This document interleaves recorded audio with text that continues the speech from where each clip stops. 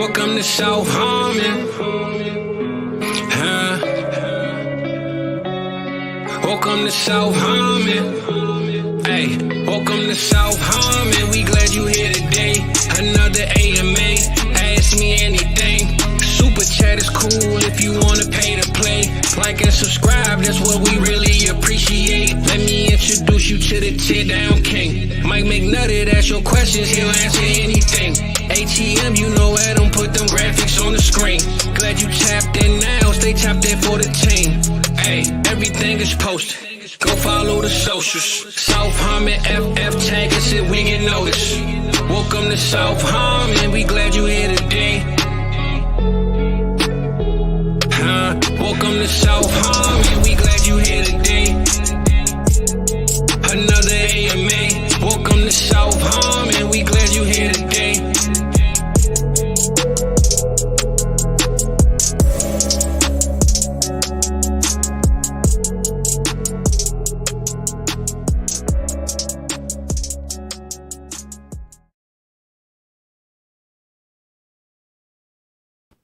I'm telling you something about what up. My mic on mute, God. I was about to say, I'm like, it ain't no way, man. Hey, what's going on with you?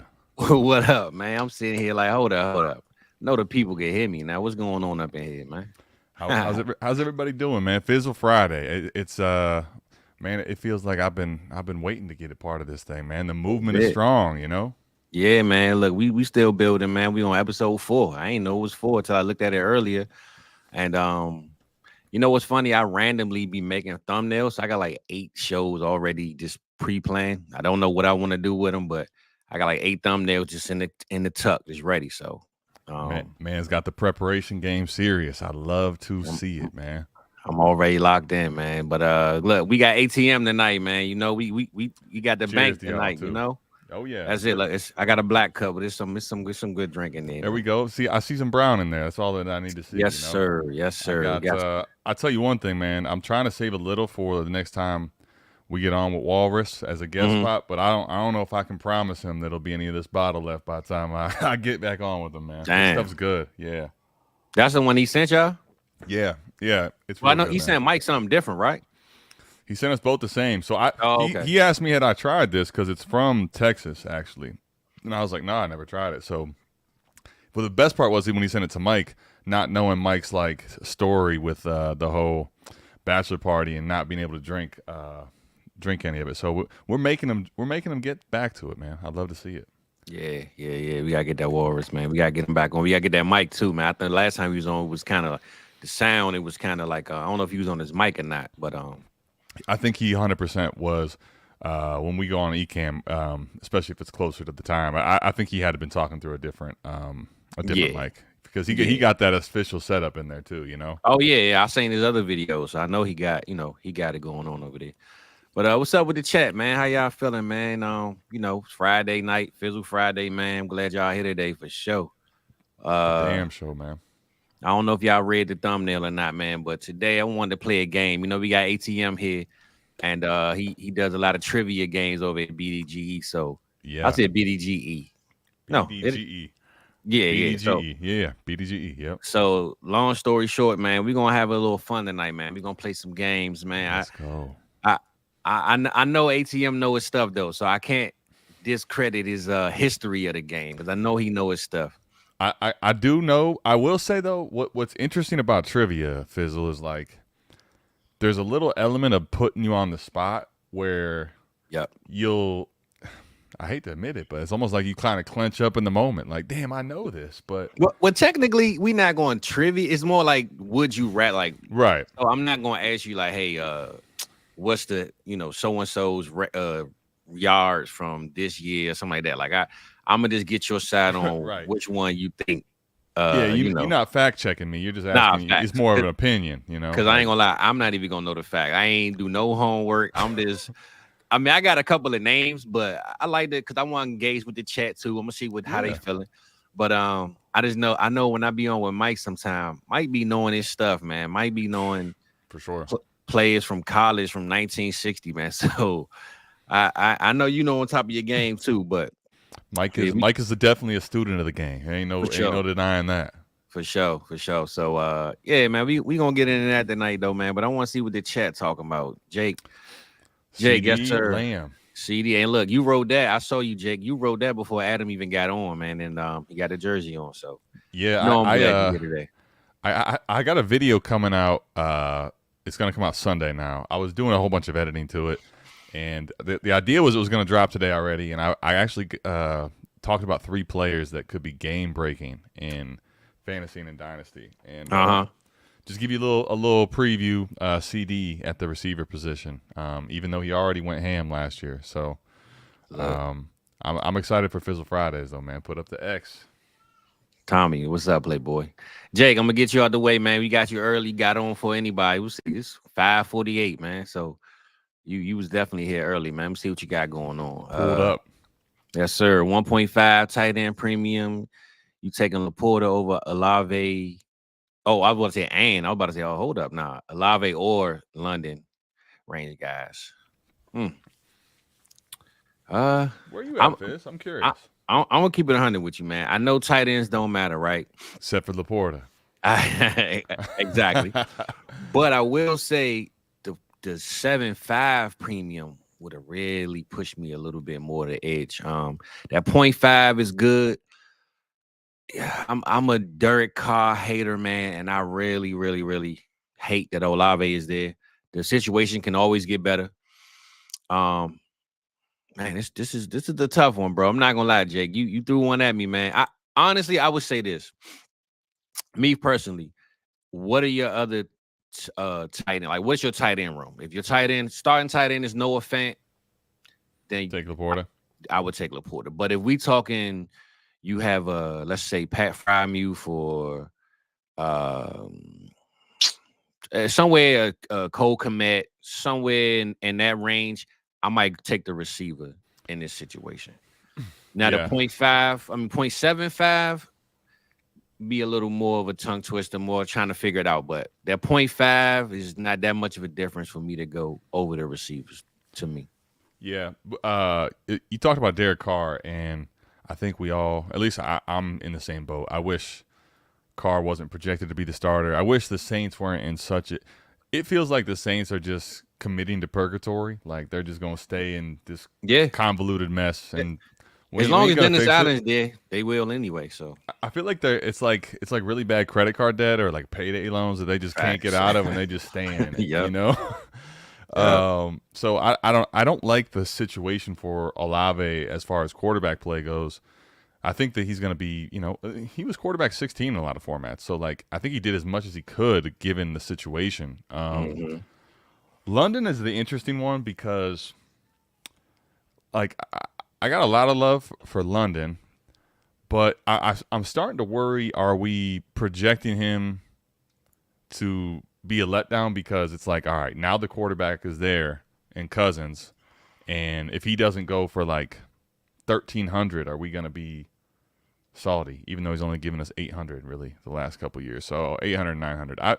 I think here in a 1.5 tight end premium, I'm going to take London. Yeah, when I say receivers, I actually meant London. I ain't mean Olave, but I get you.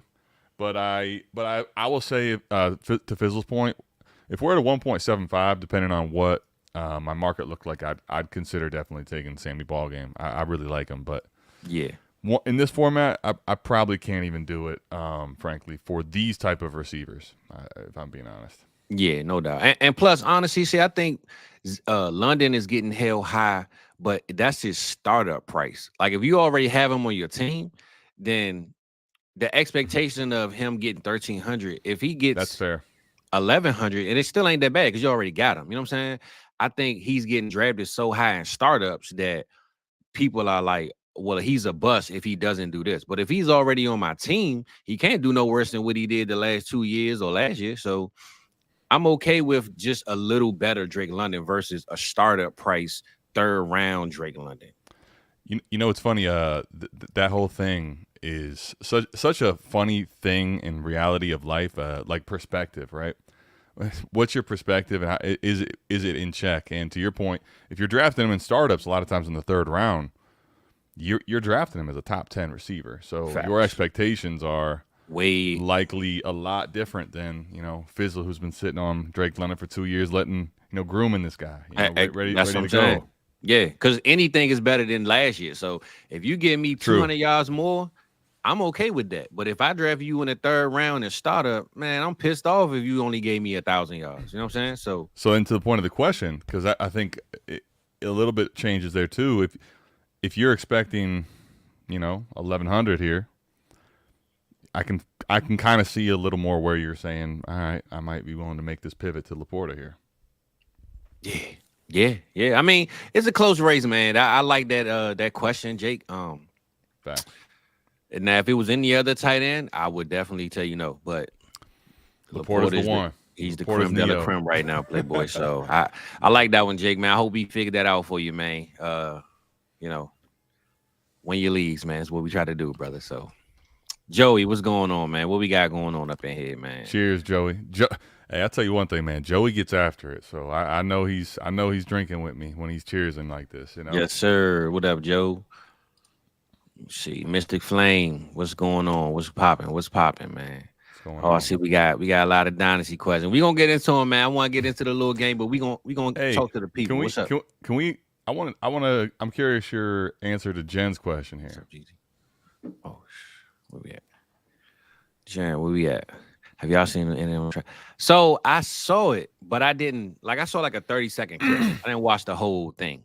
So I know they said it's like, this throwback. I haven't yet. So I was curious. I was hoping that you had to give me a little more context. I got the idea, but I have not seen it yet. So what Jen said is 100%. This is MTV, TRL 2002 Eminem. Like the sober version, but definitely Eminem for sure. I will say, capturing nostalgia from 2002 is getting to be a tough thing to do. So if there's actually a real way to do it, it's probably a sign up for me, man. Like, nah, for sure. Nah, it was good. I mean, he got the different. He got like multiple shots of 3 different Eminems. He got the girls' head. He got it looked like he had fun. Like this wasn't a serious track. He wasn't trying to out rap himself. Like it was like I'm Slim Shady. Yes, I'm the real Shady. It reminded me of that vibe. You know what I'm saying? Kind of that carefree, just gonna say whatever comes off the top. Yeah. No, that was a good one right there, Jen. It was cool. Like I said, I didn't watch the whole thing. I just watched the first 30 seconds of it. So I have it. I want to watch it though for sure. So I'm gonna be tapped in. Yeah. We'll see what else we got going on up in here. I'm gonna get to y'all questions for sure, man. I hope y'all stick around for a little longer. Like I said today, man, I really want to get my boy on these would you rather, man? I want y'all to help me out. Come on, let's dive into this. When you showed me the thumbnail, I was like, all right, I think it's gonna be a fun one, So actually, the thumbnail was actually a would you rather, right? So the thumbnail, because I was real particular on who I picked, and it was funny because it was like a spitting image to me. So when I put Breece Hall next to Le'Veon Bell, it almost made me remember that Le'Veon played for the Jets. So it was like, damn, you know what's crazy? I thought for sure that was almost like artistic, like wordplay with the canvas kind of.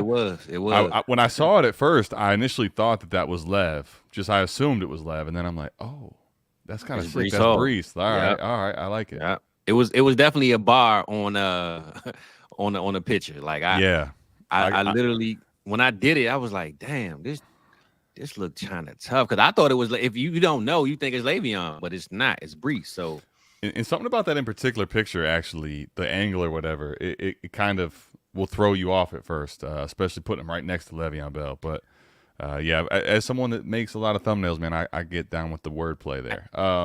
And look, that's why I put the paint on it and all that. ATM, look, your boy, man, your boy putting the canvas together, man. I'm working a little bit, I'm cooking something. Listen, man, I like seeing the creativity come out, in all that stuff. Like I've been noticing you doing stuff like you did the warp letter, right? You had the image of the warp from the chart, right? The little inside lines coming through. Yeah, I like that stuff. Yeah, I just Cause me, man, I'm never gonna do anything in life regular. So if I ain't gonna do it regular, I don't want whatever I'm giving you to be regular. You know what I'm saying? So man, I'm with that for sure. When I was young, I would do things intentionally to be different, even if it was a little bit out there. You know, yeah, I want to differentiate myself. Yeah, well, we ain't gonna pin this comment, but I'm with you, my brother. Trust me, I'm with you. But we can't sleep on Spence though, man. Spence might show up, man. He might be all right this year. You never know. So wouldn't that be something too if that was at like I feel like the range of outcomes we all know are probably low because of the situation, but wouldn't that be so crazy? It's like if you were in this payday loan situation, like you have this mountain of debt you can't get out, but you actually landed somehow, like you playing the lottery on the side still and you actually hit so you can get out. Like if they actually landed a really good quarterback cheaply like that, that would be unbelievable to see that happen. Honestly, I wish they would just fold and lose, but I know they're going to try to compete. I just hope that they don't win the games that they're trying to compete in. And we fixed that room, man, because Derek Carr, he's a backup, man. He's Andy Dalton to me, to be honest with you right now. So last year was the combination of when he was on the field not playing well and he was seemingly like always dealing with some injury. Like I wasn't always, I'll be honest, he kind of this is, I guess, just a bias thing. Like this is a off the record like football. Some guys, their swag is just not there for me, and it kind of makes me not as big of a fan. Nothing personal against Derek Carr. Mm-hmm. Like he's never been my guy, and then he's got that going on, and it's like killing Olave, killing a lot of the offense. And I was like, man, I'm tired of this. Let's move on. It just killed me because I'm a homer, so I'm a Jameis Winston guy to the core. But how has Derek Carr got a concussion, shoulder injuries, and he never missed one game? I'm just like, man, Jameis can play one. I think they knew if Jameis played one game to the full and he really threw 400 yards and 4 touchdowns, it'd be too much controversy. And I don't think Dennis Allen coming from Oakland with Derek Carr, that's his guy. That's why he paid him. That's why he brought him there. I don't think he wanted that door to open up that it's even a hint of a conversation like, should Jameis be starting over this man? And I'm not going to say that Jameis is the best quarterback, but I will say he going to move the offense a lot better than what Carr is. So I think that's why they didn't do it. They didn't want that controversy in the room. I mean, I'll say as someone that never got nearly to the level of the NFL or like a pro sport to that degree, that there's so much politicking in sports that people don't probably 100%. understand. 100%. And I think there's a range of outcomes with Winston where his personality, right, and with some of the stuff that probably people just don't let go of from the past, like he's kind of a goofball and doing stupid stuff that would get in trouble. So I think a combination of that. I do think that there's this his style of play for most coaches, if they're going to go out on a limb, they don't like the fact that he could throw 30 picks in a season. For a lot of coaches, I feel like probably makes him uneasy. But at the same time, especially at the quarterback position, like the quarterback position as a whole, if you're talking just a singular position in sports, you can make the case that that's the singular position. So if a coach decides they have a guy at quarterback, they're going to move hell and mountains to do whatever it takes to get that quarterback on the field. It reminds me kind of similar. Baker Mayfield, when he ended up leaving, he got hurt in week 2 with that shoulder, and he just refused to not play. But sometimes it's the coach too, though, because if you think about it, people knock Jameis for throwing 30 picks, right? Josh Allen does the same thing, man. He literally is reckless with the ball, but he looks good doing it, though. You know what I'm saying? That's the difference. I always tell people, and again, I'm a Jameis Winston stan, so I'm a little biased in this. Yeah. But Jameis never had a consistent running game ever in Tampa, right? Yep. If you a coach and you know this guy has trouble with turnovers, wouldn't it be smart to get him a run game so he cannot throw the ball 70 times a game? Now, I know when Brady came, Brady threw the ball efficient 70 times a game because that's Brady. But as a coach, that's the GOAT, man. If you know Jameis is a little reckless, let's just tone down the amount of throws. Kellen Moore in Dallas, perfect example. I don't mean to switch the topic, but Kellen Moore with Dak. My friend, this is your show. You let it ride, because I peep stuff and I can hear what people always say, man, because they watch these big networks. But Kellen Moore with Dak, that's the Dak I didn't like. because he forced the ball too much. He threw it way too much. That's why Zeke got ultimately moved to me. I know a contract has something to do with it, but Tony Pollard looked good because Kellen Moore wanted him to look good. That was his offense. That's how he ran it. It didn't work in San Diego. I mean, in LA, but Dak, and people forget, Kellen Moore was Dak's backup. Kellen Moore was there when Romo said, look, I ain't coming back. Forget Dak. He took my job. I ain't showing up. So I believe Kellen Moore really put that work in to say, Dak, we on the same page, bro. I'm going to get you a bag. We going to throw 5,000 yards. And it never equaled to nothing. So when you got a guy that like to throw the ball a million times, if his turnover rate is high, tone it down some. Run the ball. If he would have gave Jameis Winston, I ain't gonna say a Saquon, but Rasheed White right now. I know that did they have was Jameis there when Doug Martin was there? I don't think so. That was like a little late, right? No. Yeah, it was pre Winston. I'm almost positive on that. I can't even remember a running back worth talking about that Jameis had, to be honest with you. I mean, it depends if you consider the small time when he was starting for the Saints in that small window before he got hurt. No, I'm talking about in Tampa, though. I'm saying in Tampa. Oh, in Tampa? Nah. That's what I'm saying. So you give the guy a running game that stops the amount of passes he has to throw, and now the turnovers calm down some, man. That's all I'm saying. No, I'm with you. What's interesting, too, about the situation is in the small sample size when my real name. What's up, Bookie? What up? So in the small sample size that we had the experiment, right? So what was that? I'm trying to remember what year it was in New Orleans. He was throwing I think it was his first year there. He was throwing really efficient, and then, or maybe it was 2021. then he got hurt, and it's like they never even gave him a chance after that, and it's a wrap for us.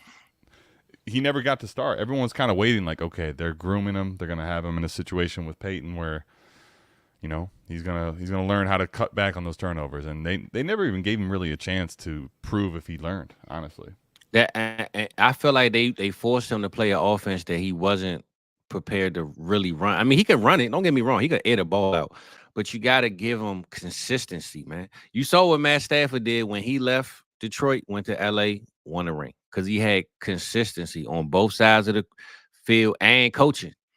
People forget, man, coaching matters. Everything matters. Unless you Tom Brady and you Peyton Manning and you call your own shot, coaching matters, man.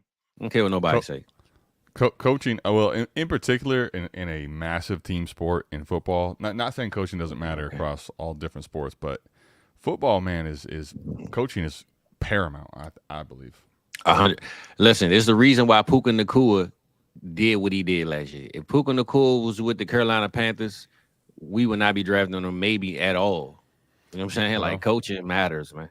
For sure. I mean, the situation you put him in, I think that a good coach also learns to adjust. They may have a system in place, but kind of tinker and adjust to be best fitting your players and kind of put your players in the best position to succeed. Cadillac Williams feels like a minute ago, man. Yeah.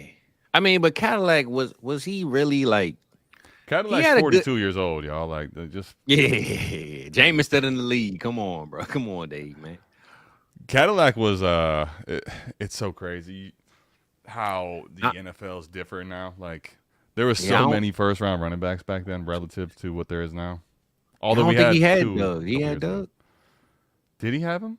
Maybe he did. Okay. I could be wrong. I said I was almost sure, but I'm not. Let's see. But remember when Jameis was really airing it out when Arians was there, Bruce Arians was there, and it was a pass-heavy offense, man. They really never gave him a consistent. It was just throw the ball. Go out there, just throw the ball. That's all you got to do. It was no consistency with it. He ain't Tom Brady. You know what I'm saying? If you know your quarterback is literally a turnover machine, as people would say, just tone it down some. Yeah. For 2 years. That's all I'm saying, man. Like I said, I'm a Jameis stan, so I'm a little different. But I feel like a trial, lot of times, man. You're allowed to, you're allowed to like your guy. No, you know? Sure. But I just feel like a lot of times coaches don't put players in the right positions, and that's why you got a Baker Mayfield now who's in Tampa who look happy, and Cleveland, man, was a a toilet bowl for a long time, man. I mean, nobody looked good in Cleveland, so you can't say that. I got news for you. We guaranteed a full contract. Got all the owners mad, and exactly. Buddy still looks terrible. So that's what I'm saying. So I like Happy Baker. Happy Baker right now. I like that. That's the Baker. If he would have got drafted to this team that looked like this when he was a rookie, he might be a top 7 pick. We don't know. Sure. Pat Mahomes would have went to Carolina last year or whenever he went. If he would have went to Cleveland, because remember they traded, they got my fault. Chicago. They took Mitch Trubisky. Yep. If he would have went to Chicago, man, Pat Mahomes might not be friends with Taylor Swift. That's all I'm saying, man. Matt Nagy, Matt Nagy on that thing. That's all I'm saying, man. What's interesting too is actually, come on, Dave, man. The coaching thing. The coaching thing is so fickle in sports. Like continuity to get continuity at coaching is nearly impossible, and they change head coaches. The head coaches are going to be the scapegoat, but if your team's bad, they want to fire the head coach, and they probably want to clean the whole thing up. If your team's good, everyone's trying to poach your coordinators, right? So like Baker's got a new coordinator in his second year after he just got a contract. It's just, well, at least he got paid though. He did. It's just I'm interested to see how this year goes because I'm with you. With Baker, it's like as someone that watched the Browns religiously and saw it, he's very sporadic. When he's playing well and looks like he's you call him happy. I like that where it's like when he looks like he's dialed in. He played good. You can see Baker actually messing around and being the competitor comes out and he makes some really good plays, right? It's certain guys that play like that. When they play good, they happy.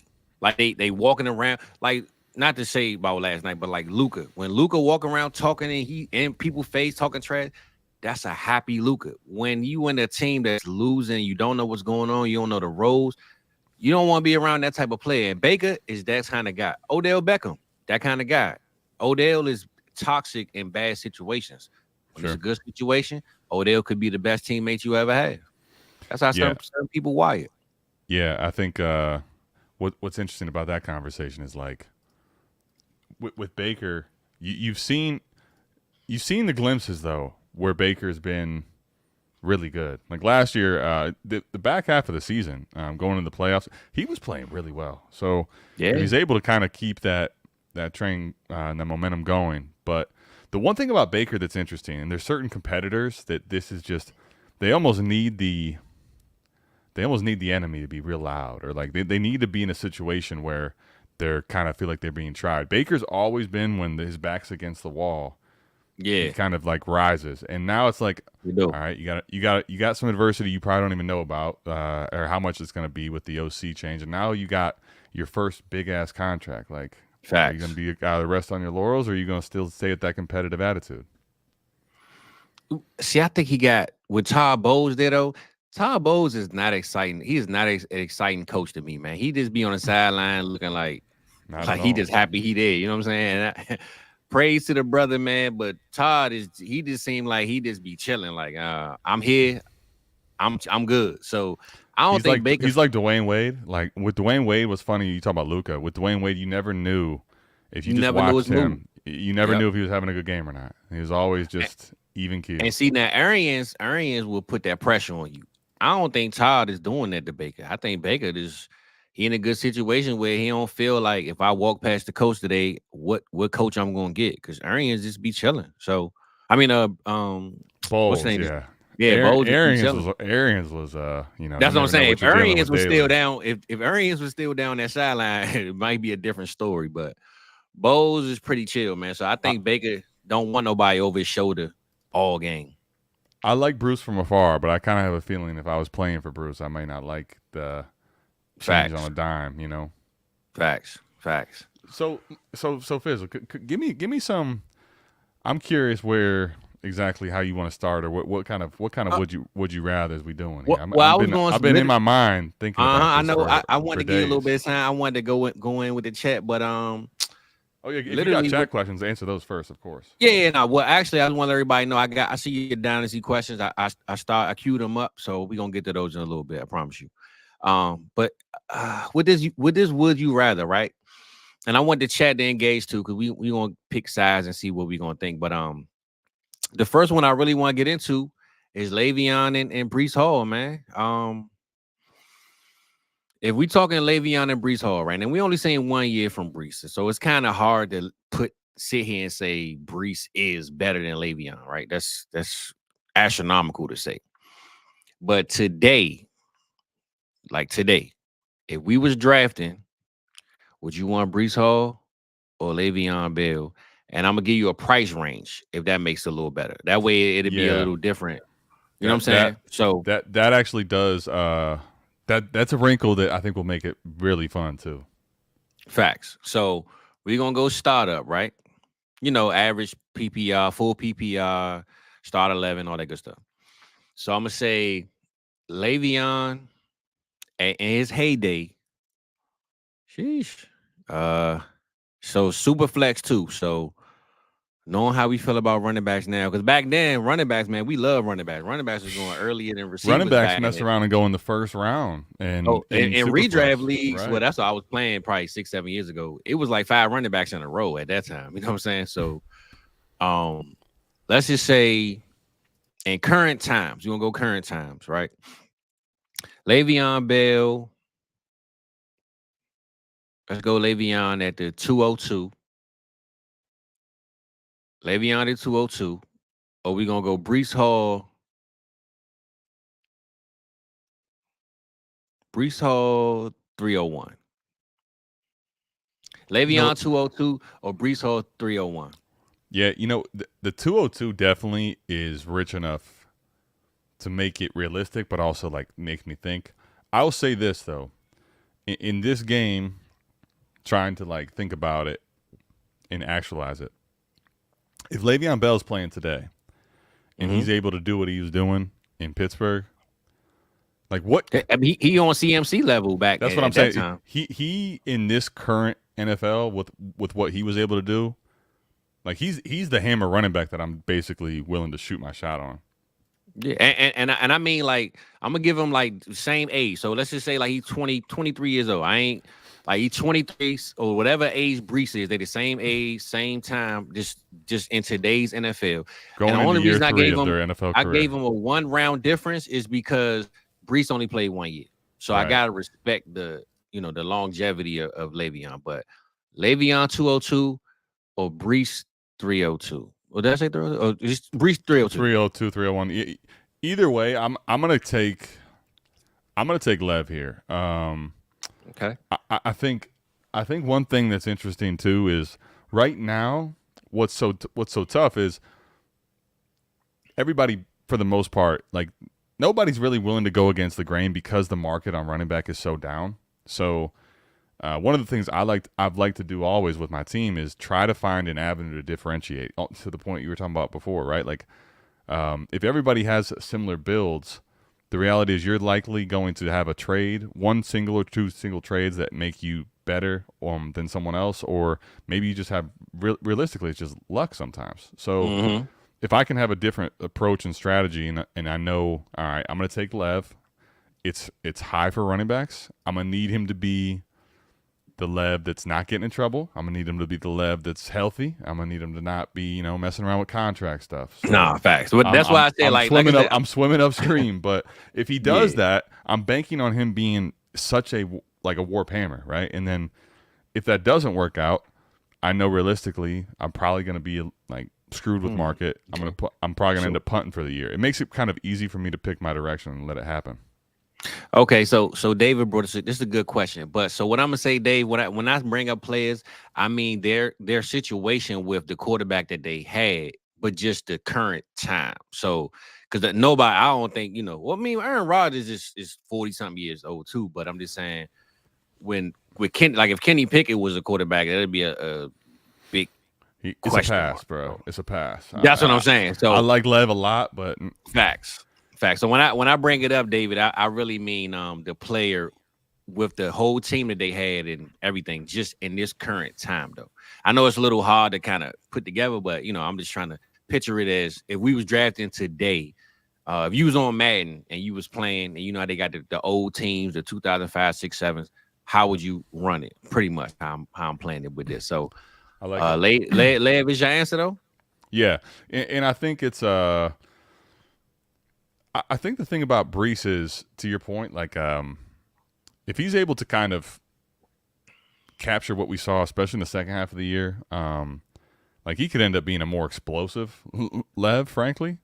Mm-hmm. But I just know in this game, and maybe it's because I'm showing my age. I'm an old head now. But if I know that if I have Lev not in trouble and healthy in today's NFL, I'm willing to bet him against the field, bro. He was so damn good, and the situation he had with Big Ben, it's one of those I think you don't necessarily realize what you had until you have to take it for granted. Like, man, you had a team that used you in the right way. You had a quarterback that was really friendly for running backs, pass catching. Yeah. He had the situation, other than the fact that he couldn't get paid, obviously. Nah, for sure. I mean, it's tough for me, man. I remember one year I had Lev and Antonio Brown, man, on one team. And this is that year them boys was going off, and I lost. I lost in the playoffs, but would have won. You know how them games you lost that one game, but you beat everybody in scoring the playoffs. Man, I was sick that year. So when it comes to this one, man, I love me some Lev, man. You know what? You doing it? I don't know. It's tough, man. That recency bias is kind of hard too, man. And plus, Lev put out that 26 Savage mixtape, man. That joint was trash, man. I might gotta give him a couple of points. He gotta lose a couple of points, man. That 26 Savage shit he was talking. Man, I had forgotten about that for a while. Oh, I ain't forget. Well, I mean, when you bring it up, I remember vividly. But man, that 26 Savage wasn't good. But because I ain't gonna lie, Lev reminded me so much of Zeke at the time, because they was both together in the same league, around the same time.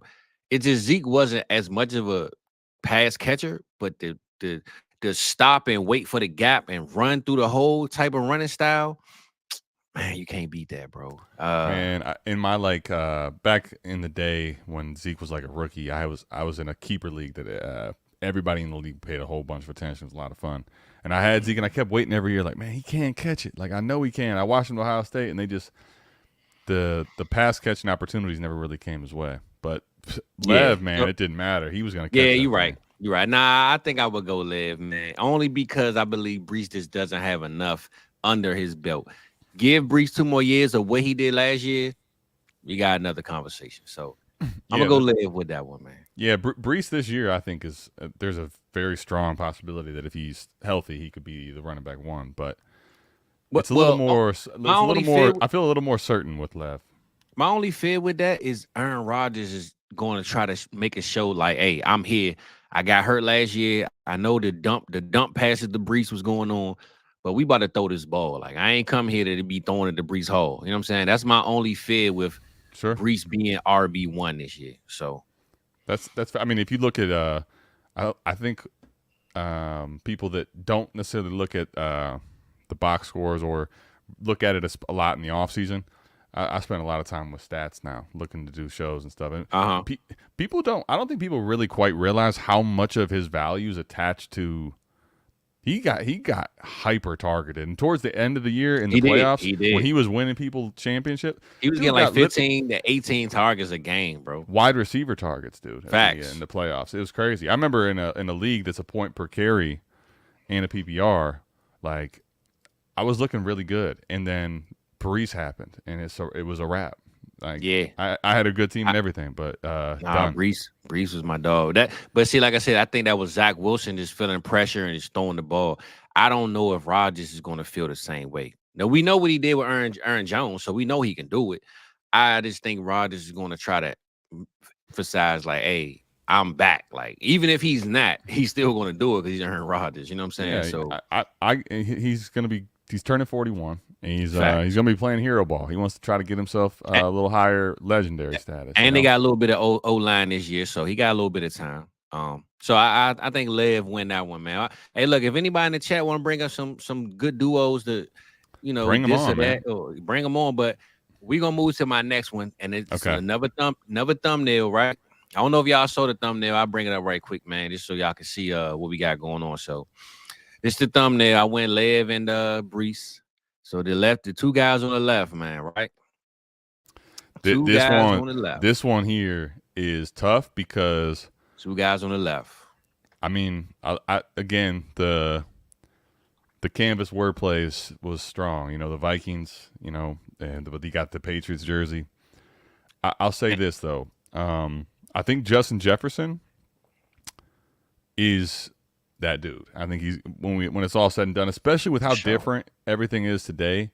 Like, it's such a pass league. It's not even debated anymore. It's just a known thing. So Justin Jefferson's like counting stats towards the end, if he stays healthy and all, he could be ridiculous. But to me, Randy Moss was the reason I'm going to take him. And again, maybe I'm just becoming an old head. I'm taking all the old guys, but okay, ain't nothing wrong with that, brother. The reason I want to say it, and like, just think about this. Sorry, I had to clear my throat there. With Randy Moss, think about this. There is a generally, like, hard to dispute statistically GOAT at the receiver position. If you take a look at Jerry Rice's stats and what he did in his career, Super Bowls, all of it, it's damn near untouchable. Like, we're at the point now where some of these guys in this current NFL probably can get there. Jerry Rice played like forever ago now and just destroyed everybody. But think about this. Randy Moss, for a lot of people and great receivers that know the game, they say, nah, Randy was him. Randy was the GOAT ahead of that. Hey, listen, like, that's a common. He could have been in Dallas and he didn't take him. So I know. I know. It's Randy, man. Randy to me. He was just like the other one was a lot closer. To me, it's not that Jefferson isn't great and couldn't go down as a first ballot Hall of Famer, one of the best receivers to play. Randy, though, already has done it. You talk about Baker. If you had a happy Randy Moss, I mean, goodness gracious. Oh yeah, I mean, we saw what happened when he went to Oakland to Tennessee. So, because everybody thought he was done when he went to them teams. Oh man, Randy, he washed up. Then he went to the Patriots. Game was over. So look, I was prepared for this one. I brought up the stats. I saw a stat earlier. The first 4 seasons for Randy versus Justin Jefferson, right? Let's hear it. Targets. Jefferson got it with 576, which that makes sense. It's 2025. 2024, they throw the ball way more than they did, right? So targets, Jefferson got it with 576. Receptions, Jefferson got it with 392. Almost by 100 with Moss. Yards, he got them by 600 yards, 5,899. So I know where he doesn't have them. 59 yards. But where he doesn't have them, I know where he doesn't have them. Receiving touchdowns, Moss got him by 23 touchdowns. He got 53. Jefferson got 30. And they both, as far as games go, Jefferson played 60 and Moss played 64. So Moss played 4 more games and has 23 more touchdowns. Jefferson beat him in all the other categories, but in today's game, that makes sense. Now, if Randy Moss was playing with the Patriots for 6-7 more years and Tom Brady was throwing it to him the way he threw it to him in one season, that was 4 years. So I'll take that back. That was the first 4 years. But I'm just saying, the game today, they throw the ball way more than what they throwing it, back then. So right, that kind of makes sense, right? Yeah, I think though that's I would have not known the actual numbers, but I would have been able to tell you that Randy's going to clean him easy in touchdowns. And Randy Moss, I think one of the things to think about in a passing off, teams didn't pass as much. Culpepper, with having Carter and Randy Moss, what a unbelievable situation he was in. But yeah, Randy Moss basically, that stat just tells the story to me of what I know, and that is Randy Moss could single-handedly take over a game where passing wasn't really the way that games were taken over. Facts. No, you're right. But some of those games where was it versus Dallas when he had those 3 touchdowns, man? Oh, here we go. Yeah, all his biggest games was against Dallas. I think it was Thanksgiving too. If it was, the reason I say that is like I remember for sure Thanksgiving, and I was like, I thought it was Dallas. I wasn't sure if it was Detroit, maybe, but he ate the turkey legs that day. That's for sure. You couldn't do anything with Randy, man. And honestly, he could have had more. I mean, it looked like every time he threw the ball, he was just like 70 yards, 70 yards, 70 yards. Like if he would have got 12 targets, he might have had 700 yards. Like I don't know what was going on that game, but yeah, Randy Moss was different, man. I mean, I see Jen. I know the real question is Megatron and Moss. See, what I'm just trying to bring in some of the new players with the oldest. That's the only reason why these topics is Breece Hall versus Le'Veon and Moss versus Jefferson. I mean, I would say in the would you rather game, I'm gonna give Jefferson the edge to a lot of the old heads. Like I'm starting to become an old head, so I got a little bit of nostalgia going. But not Randy, man, not Randy. Randy was. I'm gonna end up riding with Randy unless Justin Jefferson like actually takes over the NFL to the degree. Not that he's not great, but there's been a couple games more recently with Kirk where he took over at the end of the game. You're like that one time he stole the ball away from dude and kept the drive alive. They come back and win. Like I'm not saying he's not gonna be a great player. He's not a great receiver, but Randy just impacted the game in such a different way. Yeah, so I bro, I see this bro right here. So I'm not going to touch on Jefferson and AB, but I will because you just do. Like I said, if y'all got some questions, man, and as far as some would you rather, throw them out there. But this made me click right once he wrote 2 different things. I got a new one, right? I just started this literally just now. What do you think, ATM? Tyreek Hill or AB? I'm talking prime AB, like the AB that literally can run any route, any catch, any pass. But you got Tyreek Hill who can smoke anybody that's checking him. You know what's so funny? So, I did a solo video coming out Sunday now, and it was really about I'm wearing the jersey. It was really about CD and like historically, what does it look like? Mm-hmm. The thing is. AB and Tyreek are 2 of the guys that they've got multiple seasons in the outrageous receiving yards at the end of the year.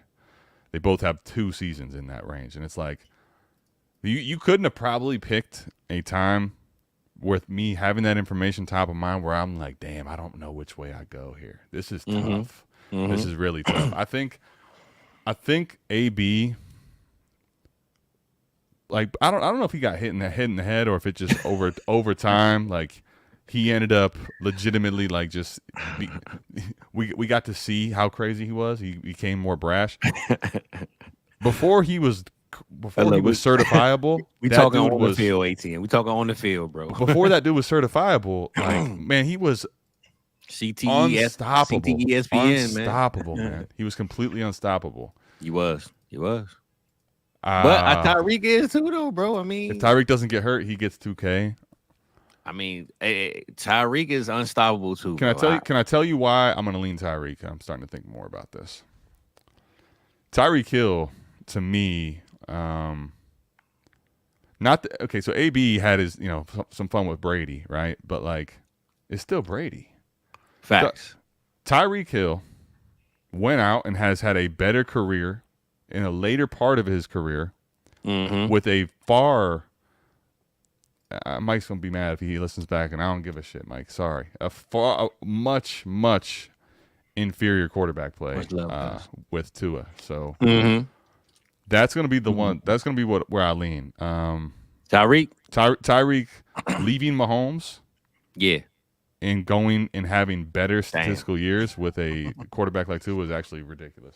But I feel like David though. This is a great question. This is a tough one. That's why I'm glad, bro. Young Molly had brought it up because I didn't even think of that until he brought up AB earlier than Tyreek in another thing, and I'm like, damn, that kind of makes sense. So I'm gonna say this. I got a different way to kind of figure out this puzzle, right? All right, shoot. If we gonna talk route running, I'm taking AB. No question. Their games are very different. So if we gonna talk just overall one play, we need to win this game. I'm gonna take Tyreek. Because Tyreek can literally run past anybody on the field, but AB can literally run the route, quick footwork, lose the defender, and score too. But if you need one play in this game, it's 8 seconds left on the clock, and it's a Hail Mary, well, not a Hail Mary, but an actual route that needs to be run. I'm gonna take Tyreek Hill. If we talking all game, the whole 15 minutes per quarter, I might take AB. That's the only way I could really kind of give each other their flowers by not giving it to each, different people. No, facts. I mean, they had far different. Antonio Brown was a absolute technician when he was cooking those last several years. Like, man, I'm as a Browns fan. Unfortunately, I've had the pleasure of watching a lot of Antonio Brown games. That dude was surgical. Like, Joe Hayden was I think, overhyped corner, but he was still a very good corner, bro. Yeah, shout out Joe Hayden, man, from DMV, man. Shout out, Joe Hayden. Joe Hayden did very well with AJ Green. He actually was that was a nice, bro. Yeah, that was Antonio Brown absolutely cooked Joe Hayden every time. The footwork, he just destroyed Joe Hayden every time, every single time. He did. No, he did. Oh, this is okay. So first of all, this is cutting any one of them is absolutely crazy right now. Yeah, that was a little crazy though, John. I ain't gonna lie to you, bro. I like it. It's tough, but you know what? I didn't even read it, so I just saw the names. I never saw the keep trade cut part. Damn, I never even saw that part, bro. Let's play it since it's up now. Let's go ahead. Yeah, it's up, John. I got you, bro. Are we talking what year though? We talking prime? Let's just say all three in their prime, I guess, right? Because I will say that to me, if that's the differentiator, it's Julio. Who I'm about to say Julio is if it's their prime, Julio is the end all be all number one keep at that point. Right, but if I can go off of Mike Evans is starting to throw his hat into this ring really strong. Facts. With the consistency in which he's played at a high level, and for a guy that is a bigger receiver in today's NFL, which is all these shifty dudes, still eating. Really impressive, man. Really impressive. AJ Green and Julio Jones, though, both of them. Julio was always kind of banged up, but he played. AJ Green had some more injuries. I'm taking Julio Jones there. Yeah. So are you taking them as the keep? I'm keeping Julio. Yep. Okay. And then I'll trade. Damn. AJ. Mike Evans is making a conversation. About a year ago, I probably would have easily said AJ. I think I'll still lean AJ as the trade and cut Mike Evans, but man, cutting Mike Evans just feels awful. It do. And you know what? Respectfully, I'm gonna take Mike Evans and I'm gonna cut AJ. Cut AJ. All right, that's fair. I'm gonna cut AJ. And the only reason why is because I can trade him, and I feel like I can get more for Evans than I can AJ. All right, that's fair. You know what's crazy about Mike Evans too? I believe if it wasn't my first, it was my second Dynasty league. So at this point, I'm not in a big portfolio. I got a couple leagues. Okay. This is 2019, I think, 2020, somewhere in there around. Mm-hmm. And there was an owner in particular that was like really wanting to get off Evans. It was the Evans is getting ready to cliff type of thing, right?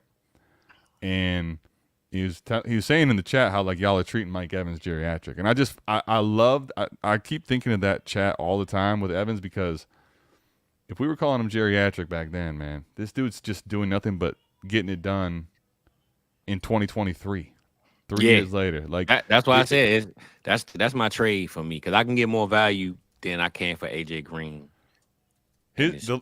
Mike Evans' longevity is actually really to have that many seasons straight with 1,000, and then when you think about the fact that he didn't have Brady for so long, right? He had no matter who's been under center, man, he's getting it done. It's Nah, for real. I mean, he done had different guys like almost every 3 years. It seemed like, right? Yeah, man. So, I think that's what it is. So we gonna go what? Julio, Mike, and AJ for the keep trade cut. Listen. I'll be honest. I'm Julio was like my dog, man. I love Julio. Sure. Julio without a doubt, man.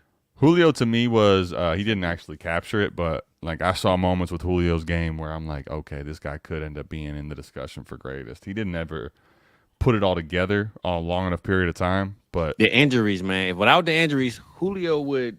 I mean, it's hard to say top 5, top 6, top 7, top 10 without a question. That ain't even a question.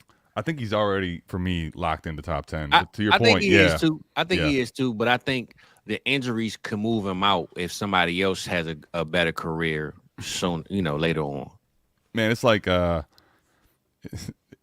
you're a receiver and you have like and you care about the history of the game, bro, you are about to get passed. I got bad news for you. Nah, facts. Big fact.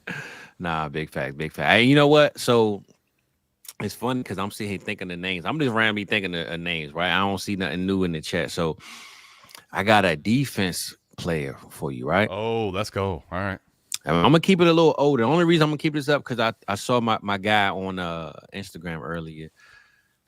His birthday was a little while ago. So, okay. And these are both my guys. So I'm going to be a little biased. I'm curious what position we're going here. We're going linebacker. All right. So we're going to go Navarro Bowman, 49ers. Ooh. Which I'm going to keep it 100 with y'all. I played 9th grade. Navarro joined. I went to school with Navarro. Navarro joined our team my 10th grade year. They won a championship my senior year. I wish I was on that team, bro. I'm so sick right now. But dang. Long story short, I don't have the ring to prove it, right? So Navarro Bowman or Sean Lee from the Cowboys. So Sean Lee went to because they both is injury prone. They both had moments where and they both went to Penn State. So what's interesting, because to that point, right? So Sean Lee is from Upper St. Clair, which is where my dad's from. My wife's side of the family's from, where I was actually born. And okay. I'll tell you right now, this is almost, see, I definitely have my biases. And you know what I'll basically, when I'm out on a limb, I'll just admit to you that this is a bias thing. Like, because of that, the answer should be Bowman in my personal opinion, but I know I know that little tie is just gonna make me be like, nah, Sean Lee. Like I just was pulling for Sean. And listen, ATM, I bought. So funny story, right? And if you don't say Bowman, if you like knew him in any capacity, I'd be like, damn, that'd be crazy. Look, it gets deeper. My first car I bought was from his father. I bought a Monte Carlo, like a '96 Monte Carlo. His father used to race cars. From Sean Lee? No, from Navarro. Okay, all right. I was gonna say if you had ties to both of them. No. Nah, so Varro. About to get out of this chair, like man, he knows everybody. Nah, I always call him Varro, but literally my first car I bought was from his father. So that's how, like, literally he lived like up the street from my aunt's house, in Maryland. So, like, I know him, but it's like Sean played for Dallas too. And I remember when the 49ers cut him, and remember he was going through that moment where should he go? And he ended up in Vegas, or Oakland at the time. Oakland, I wanted him to come to Dallas so bad to play with Sean Lee because they was like best friends off the field. I remember watching because I watched Varro. I keep up with the story. So, and look, Varro, if you ever watch this, bro, I need that Suitland High School jersey, man. Your boy need it. I've been looking for that joint online for a long time, man. Suitland High School. It's going on the album, man. The Suitland cover, you know. My boy wore the number 2 jersey. He played running back. He was the Saquon Barkley of high school football. I promise you. Around our time, he was running everybody was like the number.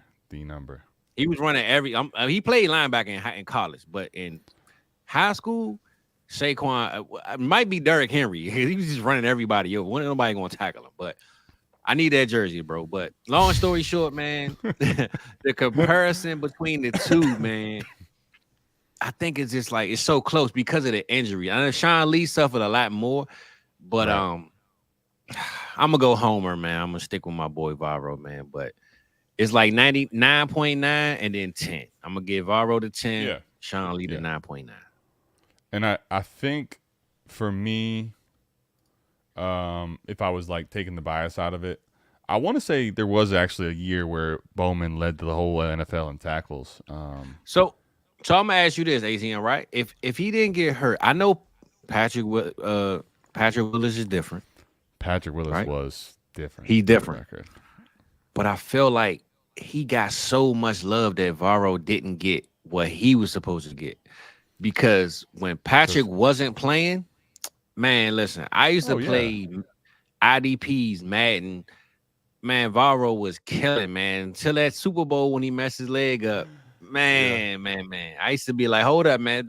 Patrick Willis a dog, but my boy a dog too. Don't get it twisted. I think people forgot that. I think it's, like people, the higher you go up, like you can be great, man. You get to a certain level, you're great at what you do, but there's almost always somebody that's just a little. Patrick Willis was, in my opinion, back then, the not as like off the field and kind of more drama filled, like Ray Lewis type level impact, though. Like dog. Patrick Willis was, and then he retired early. Like that retiring early thing got me for sure. That was crazy. I did not see that coming at all. Hey, look, I'm dying laughing because my brother posted this. He posted this story. Crazy story. I played District Heights 110. Navarro played 125 at the time, and we did a kickoff return. He knocked me out on the coverage, and I woke up when the return was already over. Dang. Yeah, bro, that's funny. Tough. I ain't even know that. I didn't. This is my brother. I didn't even know this. So that's pretty funny to me. The thing also too was like Patrick Willis, to the point. I almost vividly remember that they were almost the exact same. Like if you look at the lineup, if you look at the what the rosters say, they're like the same build. But Patrick Willis, he looked different for 240. Now, he was better than Varro to me, but I felt like he was so good that sometimes they forgot how good Navarro was when he wasn't around. Sure. Like I used to say that all the time. Like, bro, Patrick Willis, 100% Hall of Famer. But don't forget about my boy, man. My boy over there cooking right now. That's perfect, right? I had to put this up there, man. That's what's going on, the freak. Yeah, I mean, I'm gonna take Sean Lee, but it's biased. Navarro was really, really good. Nah, for sure. I see. We got Zach Thomas versus Luke. That's like two different situations, right? Oh man, I feel like you want to talk about injuries, like who knows to the level of where Luke's career could have went. Like, yeah, man. I mean, but I felt like the good thing is he retired before he actually went out like on a stretcher. You know what I'm saying? Like he was probably already on his way to one, but like he at least left the game like I'm out of here versus my last plays is out for a season and y'all carting me off the field. Yeah, so I mean, if you don't recall, when he's crying, he knew like that last concussion, like that. He also kind of, it wasn't on a stretcher, it wasn't on the same level of like dude, but he basically knew. Everybody knew at that point. Yeah. Like, I mean, well, you get another concussion, you don't have a choice. Like they're not going to let you play in this league. When I say that, I meant like I knew something could have happened to devastate his like livelihood. That's what I'm saying. Like he could have played maybe 3 or 4 more years, but he didn't even chance it. He just said, you know what, I'm out.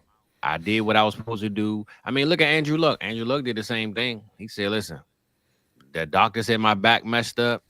And guess what? I ain't about to chance it. I want to grow old without hurting like Fizzle doing over there with his old back. So I'm out of here. You know what I'm saying? Shout out to Luck for being smart, man. It's crazy because sometimes we're talking about Randy Moss versus Jefferson. And you kind of go in eras on it.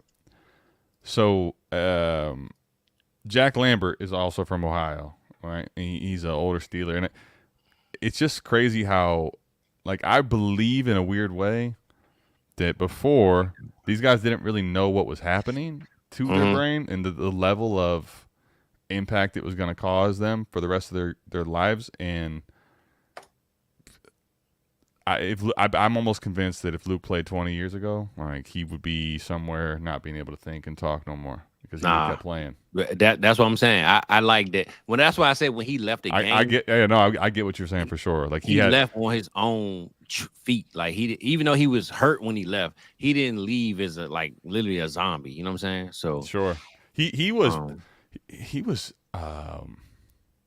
a problem, man. He was a problem on the field, though. Hey, listen. Luke was crazy, bro. I loved watching. Cam was one of my favorite players, so I had that game on, the Panthers game, and watching. It was crazy how you could watch the Panthers in so many years back then, and literally I'm watching one player on each side of the ball. Yeah, and they were both so dominant they could win a game for the entire team. In fact, that's when we really cared about defense. I feel like a lot of times defense is so slept on these days. Other than like flashy cornerbacks, something like that, but I think like Roquan Smith gets slept on so hard from the outside. Like us, we pay attention and stuff like that. But the thing is, it's to the point. Unfortunately, the cold hard reality that people probably don't like to talk about is that the NFL is just straight up. It's always going to be a money thing. 100%. I mean, just like the NBA. You know, they change the rules. They don't want you to. You know, so I get it. And because both the more points, the better. Both you have a lot. The NFL players once they play a certain amount of time, they basically have their health care is on the NFL, and for sure they were getting really a lot of problems with all the CTE and stuff. So it's like, all right, we got to protect the defensive players, and then now we don't want to have our star players missing any time at all, and it's hard to. You got to be so different to have an impact on the game that you see visually right now in the way that the game is played. So it's just tough, I think, for the defensive side of the ball, for like the fandom part of it, Yeah, no doubt. No doubt. What's up, Tyler? We appreciate this super chat, bro. This is a good one, man. Yeah, this is a good one, but unfortunately, Tyler, I'm not gonna lie. You know where you're at strong? Andre Johnson, bro. I'm not even gonna say it's not close, but man, Andre was different, bro. And it's no slight on Steve Smith. Steve Smith was a dog in his own right, but I felt like Steve Smith had to work a lot harder to be what he was. Andre just had it. You know what I'm saying? Like there's not even. Steve Smith had to earn everything he got. That little 100%. Andre Johnson was like back then. I feel like before Megatron happened, Andre Johnson wasn't to the degree of like the physical stature of Megatron, but the same type of idea where he could beat you as a bully, and the game was very different physically back then, but also he could take the top off. I'll tell you one thing, that era too, those Miami boys were different, man. Oh my gosh. Everybody coming out of Miami was ridiculous. He was one of my favorite players to watch as a receiver. You know what's crazy? People kind of forget that when it was OG Andre Johnson, people kind of forget that there was a young Nuke Hopkins and him playing together for a little bit. It was, and people definitely forget that. I'm sitting here looking now. I cannot find it. Who was AJ's quarterback? His quarterback.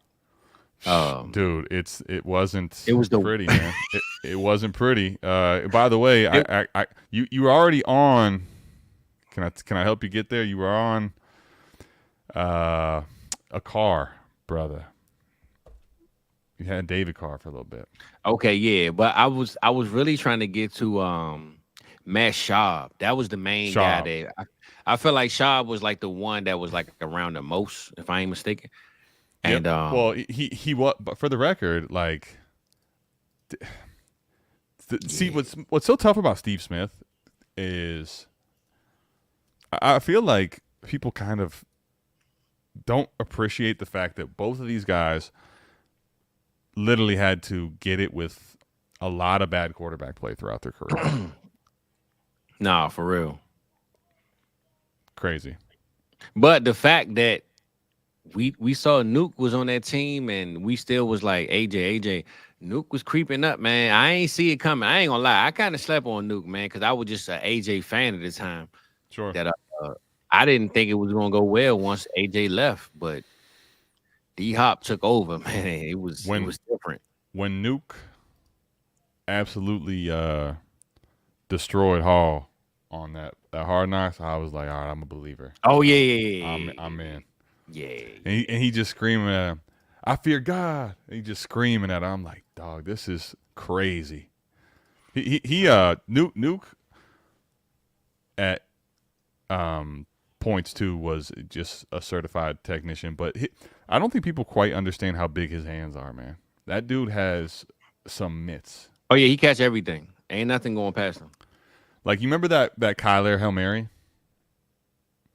Oh yeah, listen. It was you talking about the one he caught over 3 people, right? Yeah. Like, yeah. I don't. I feel like the average fan doesn't realize that he part of the reason he was able to do that is because he literally has, like, I think it's like 5 or 6X gloves. Yeah, nah, for real. He different, bro. But I mean, I get the conversation for Steve Smith, 3rd round pick. Got it with very similar type of things where he didn't have it. But I'm Andre Johnson. I thought Andre Johnson at the time when he was playing he just had everything. Nah. Yeah, and this Pops, right? I get you, Pops. I'm with you with Steve had to earn it. Like, this your Pops? Okay. Yeah, he had to earn it. The big hand, little hand. Shout out Pops, man. You know, that's my dog right there. What is there any significance? What's funny is my daughter right now is obsessed with clocks, and she calls them. It's funny because she calls them TikToks when there's a TikTok app. But yeah, she says he TikTok. never broke it down to me, but I'm pretty sure Pops got a message behind everything, man. The message probably is the clock, like the time. You know, how much time we got, what we on. You know what I'm saying? Like, we ain't got a lot of time left, so I'm pretty sure that's his message. You can write it down if I'm wrong, Pops. But now you're right. Steve Smith definitely earned everything, and that puts him in a different category. But going up against AJ, to me, I gotta go AJ, man. I think AJ is just, his tier is just a little higher than Steve Smith. If we talking dog level, though, I'm taking Steve Smith on the dog level.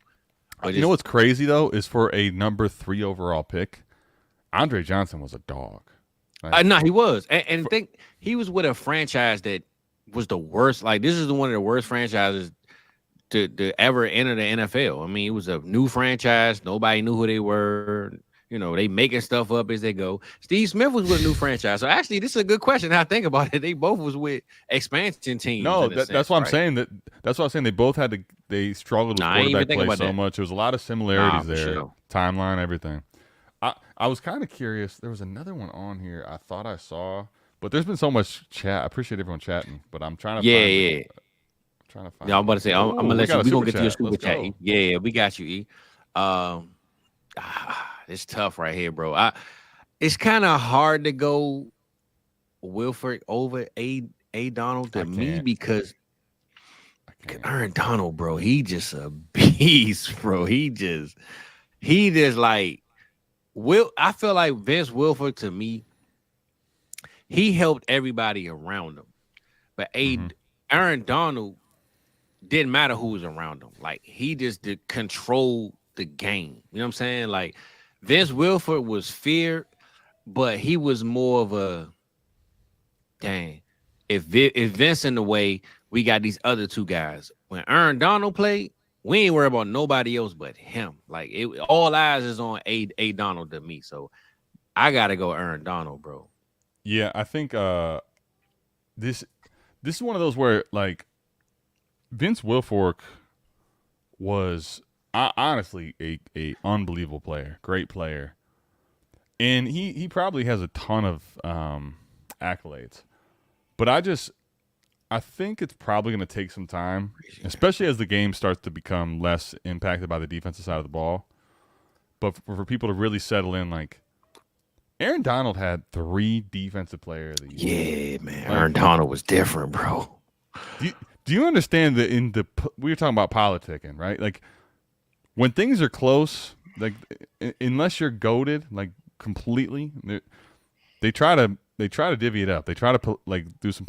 He won back-to-back Defensive Player of the Years, and then I think it was he had a year off and then won it again. So it was like 3 years out of 4. And he was actually one of the most feared defensive players. And one day he just won because he was good. He was feared. Like, well, it got to the point where basically you either doubled him, or you were done. A wrap. Yeah. And I watched. I'll tell you. So he's from. It's interesting. We're talking about a lot of Pittsburgh guys today.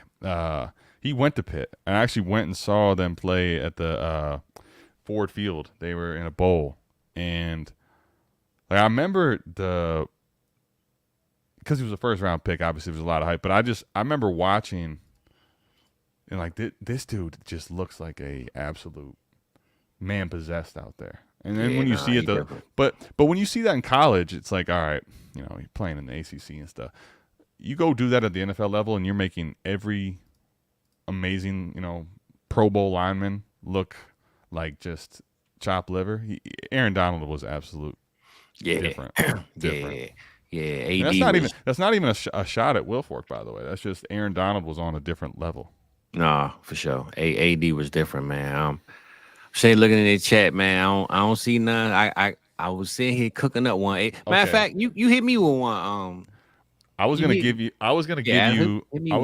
one here. So hook me up, man. Let me see what we got. First, I wanted to acknowledge this, all right, because I had a keeper league where I had Julio and Dez. I didn't see that. Where the hell would that come from? I had Julio and Dez. I didn't have the other team that I was competing with had Odell. To have all 3 of those in that time is just, what are we doing? That's just crazy, insanity. bro. That's absolutely maniacal. So look, one year I had Calvin Johnson, Dez, and Vincent Jackson. And that was the year that Calvin Johnson had 300 yards against Dallas, bro. Really? That was crazy. That was a crazy team I had that year, for sure. Vincent Jackson, I feel like, is actually a little underrated. He is. I personally believe. He's forgot about. But we always forget about the people that aren't real talkative or they don't show out in the media. You know what I'm saying? Yeah. All right, I'm kind of curious. I got a couple ideas, but what you got? What you got, ATM? Let's see what you got. I know I was gonna as soon as I saw that, I was gonna put. I just basically know I can't put Dez into it because it's not going to lead to anything. It's not going to lead to anything fruitful. So I had to pivot back. Shout out my mother, but I might take Dez, man. I ain't gonna lie. You're taking. There's no one that you're taking. You're not taking Dez for. I know that already. I'm gonna take Mom's. So how about this? How about this one? Do you believe at their peak at that time, right? So Odell feel like he really fell off a little bit harder, but there was a big conversation around Julio and Odell for 2-3 years. Do you that moment, in that specific moment, so I'm talking that 2014, 2016 range, when they were at their peak, was it a conversation for you? Were you leaning one way or the other? Like, where were you on that combo? You said, give me the 2 players again, because I want to make sure I get it right. Odell and Julio. But obviously Julio in the bigger picture, we know what's like high. In that time when Odell was really cooking, though, it was those two were two of the top in the league. I'm going to be honest. One, I was a little biased because Odell played for the Giants. So that was a little like, I was rooting for Julio. I forgot if I get in the NFC East, I'm just going to ruin it. But no. But I'm going to just keep it 100 with you, though. I just feel like, bro, for Julio to be the size that he is and as fast as he is, I think that's just tough to beat, man. I honestly believe Julio, if he maybe didn't get his hurt as much, we'd be talking top 5 receiver ever, like of all time. So I think I would have to go Julio between him and Odell. That would be Julio for me. I agree. I just remember it was interesting because it's like one of those. It's one of those things I feel like you had to have been there to know the fervor for. I'm telling you, there were people that believed Odell was like going to be the best receiver that ever played the game during that. And remember, he didn't even play like the first 5 or 6 games in his rookie season. Right. And then basically came out right away. Because I remember somebody in my league, I still remember to this day, somebody picked him up in free agency, bro. Oh, same in a keeper league, man. Goodness. I could have actually had that same 3. I had Dez and Julio though. Man. Crazy. Yeah, he I just didn't think Eli was really going to supply him the way that he needed to be. But for the record, that was why that was a big conversation part around it too. Was he was doing it without any real quarterback, whatever. But okay, so let's go. I'm curious where you at on some old heads. Hey, look, I was going to say, man. Go ahead. If you got a good one, go ahead and hit me with it. Yeah, was this in the chat earlier? No. Okay, yeah. So I've been seeing these names back and forth, on and off, and I'm gonna bring this up, man. I'm gonna keep the youngest out the way, right? Arian Foster or Matt Forte? I feel like that's a tough one right there for me, bro. I ain't gonna lie. It is. I have a lean, and I think I'm gonna go with Arian Foster. Foster. I will admit though, like I'll also say there's a touch of bias. Like I didn't believe Matt Forte was actually that good early on, and it was kind of like over time, like all right, there's that little piece of me that existed is just gone. Like I believe fully Matt Forte is like that. His ability to do it both as a runner and a catcher, though, like, oh my gosh. But that's the thing with Arian Foster too. He gave it to you any way you needed it, man. Arian Foster was on those teams where it was just literally him doing everything. It was. So me personally, you going Forte? I feel like it's a tie with them. To me personally, so I'm gonna go bias and go Forte because Forte was my dog. That was my guy. All right. And I'm gonna keep it 100 with you, right? I don't see him in the chat right now, but my guy, Mr. Voorhees, right? Yeah. The year that Arian Foster took off, I don't know how he was finding these players, right? Forte, man, he took them, and he was just pew. Josh Gordon, he took them, pew. And I'm thinking, how the hell you keep finding all these guys that I don't even? Back then, I wasn't really queued up like that, but I'm thinking, Arian Foster, man, I'll never forget when he put Arian Foster in his team. I looked at him and I said, all right, cool. But when I saw him playing, I'm like, oh, damn. Like, you know what I'm saying? Like, Arian Foster was a dog, man. But I'm a Forte guy. So, to me, it's a tie. I'm going to just go with Forte at the end of the day, man. That's my dog I'm going to roll with. I feel like it's a conversation that can be had. I would venture to say that if we polled this, it'd be like a 60-40 lean to Foster, but I think it's a very reasonable conversation. And I think if you paid enough attention to Forte and how consistently good he was, I think it's more of a conversation than some people want to have. It is. Arian Foster, I think, though, because of his several years of greatness and like thriving in that team that was just like nothing. Poop everywhere. Yeah. But that's why I feel like Forte still should receive love because Forte had. It wasn't really much different. He kind of had a shitty situation. I mean, he had Brandon Marshall around too at some point, so he still had like other things around him. But Forte was he was a dog, man. So it's kind of hard to say who wins, but I'm gonna just go with who's my guy. I'm gonna go with Forte. That's my guy, man. That's my dog right there. I'm gonna ask you this one. I think I got a good one for you here. All right. So I'm gonna go OGs on this. One's a little more. This is like, so I guess we're gonna go 2 generations ago versus 3. Both elite, but also both at times viewed as number 2s, which is insane to think about. That's kind of where I'm going with this one, and it's Chris Carter or Anquan Boldin. Hey, ACM, you hit me hard on this one, man. So look, right? I always look at Dez Bryant literally as a A- version of Anquan Boldin. I feel like they are the same person. The difference is I feel like Boldin runs better routes, but big bully ball, physical, get out my way. I must just do what I want after I catch the ball type of game. I think that reminds me of Dez Bryant so much. But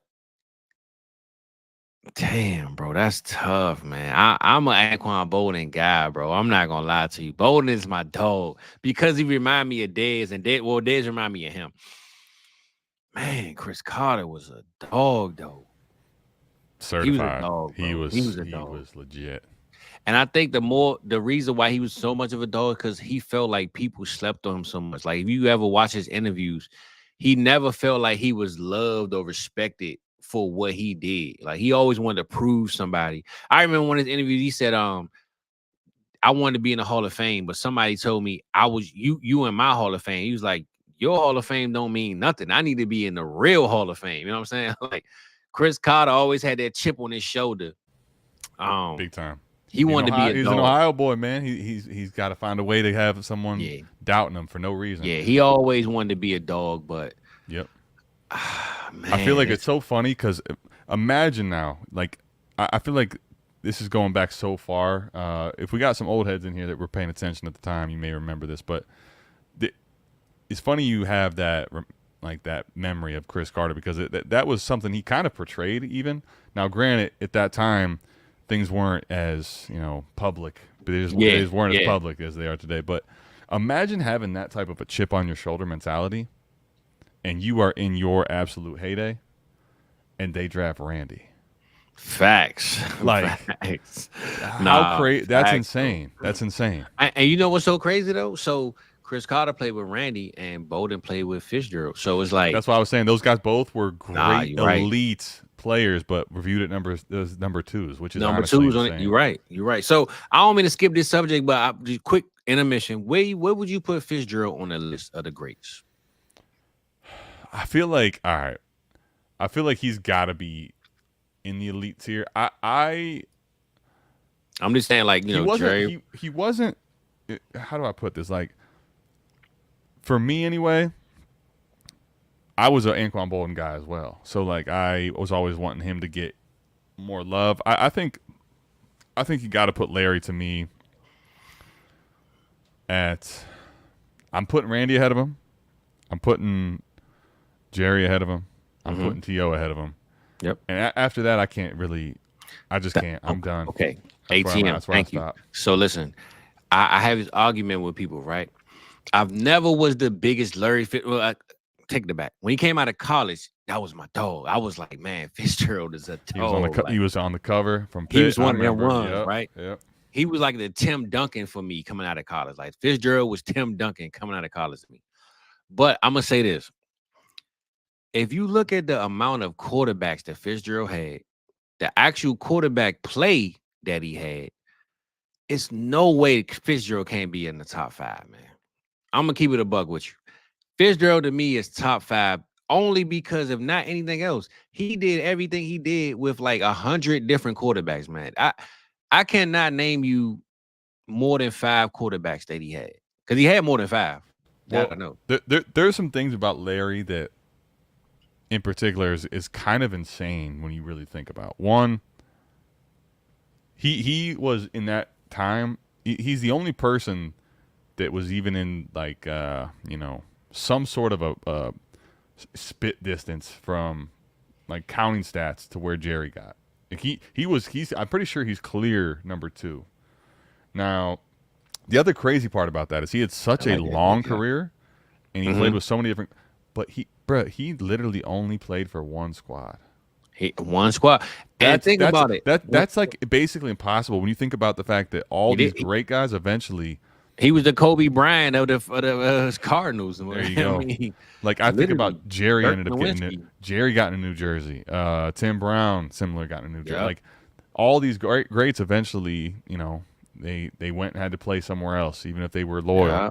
Larry literally only played for Arizona, which is kind of insane. Not to give out no Easter eggs, but that's a future show coming up, man. We're gonna talk. We're gonna tap into them. I'll leave some of those trivia for the other people. We're gonna tap into them Hall of Famers that left at the original teams, man. That's coming up, bro. But no, you're right though, and I feel like with Fitzgerald, and I'm still getting back to your original question, but with Fitzgerald, bro, I feel like, man, if he had a Steve Young, Troy Aikman, or Carson Palmer, if Carson Palmer was there for 8 years, or Kurt Warner was there on top of his game for 6-7 years. Bro, we won't even be having this discussion. I feel like the man went through so many different quarterbacks that it's unfair to not put him as like at least top 6 because of what he did. Like that Super Bowl game against Pittsburgh, that play when he broke that touchdown, bro, he wanted it more than anybody. You could tell Pittsburgh just wanted. I lost my money that game too. I'll never forget that damn touchdown in the right corner with the tippy toe. Oh yeah. That was crazy, bro. But Fitzgerald wanted that Super Bowl more than anybody that ever played football. I promise you. I don't know how for me anyway. Like I'm sure there's people that want to give their cases. I can't make a case for him in anything other than 4. Like I can't put him, as much as I love and how great he was, the unbelievable career. I can't personally put him ahead of T.O. I can't personally put him ahead of Randy or Jerry. No, I'm with you. But once we get past those 3, I mean, unless you're talking about one of these new the new young guns that you think is going to pass, I can't do it. Like it's 4. Nah, I'm with you. Locked in. I'm with you, bro. Like I said, I'm gonna give him at least top 6. And I had this argument a lot, but I feel like Fitzgerald, man, put some respect on his name, man. Because even when he left the game, he could have kept playing. I felt like with Kyler there, he literally could have played another year, man. To be honest, sure. With you.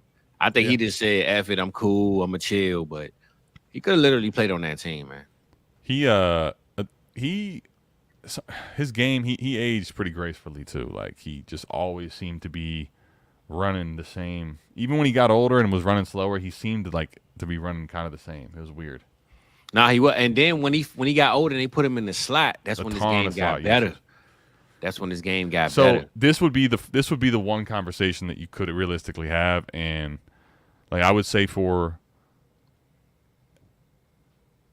this is probably one of the tougher ones to discuss is Megatron, because I feel like Megatron, to me, top 15. Get out of here, Shizzle. The thing about Megatron is like Megatron for me is honestly like the NFL version of Shaq. I feel like sure.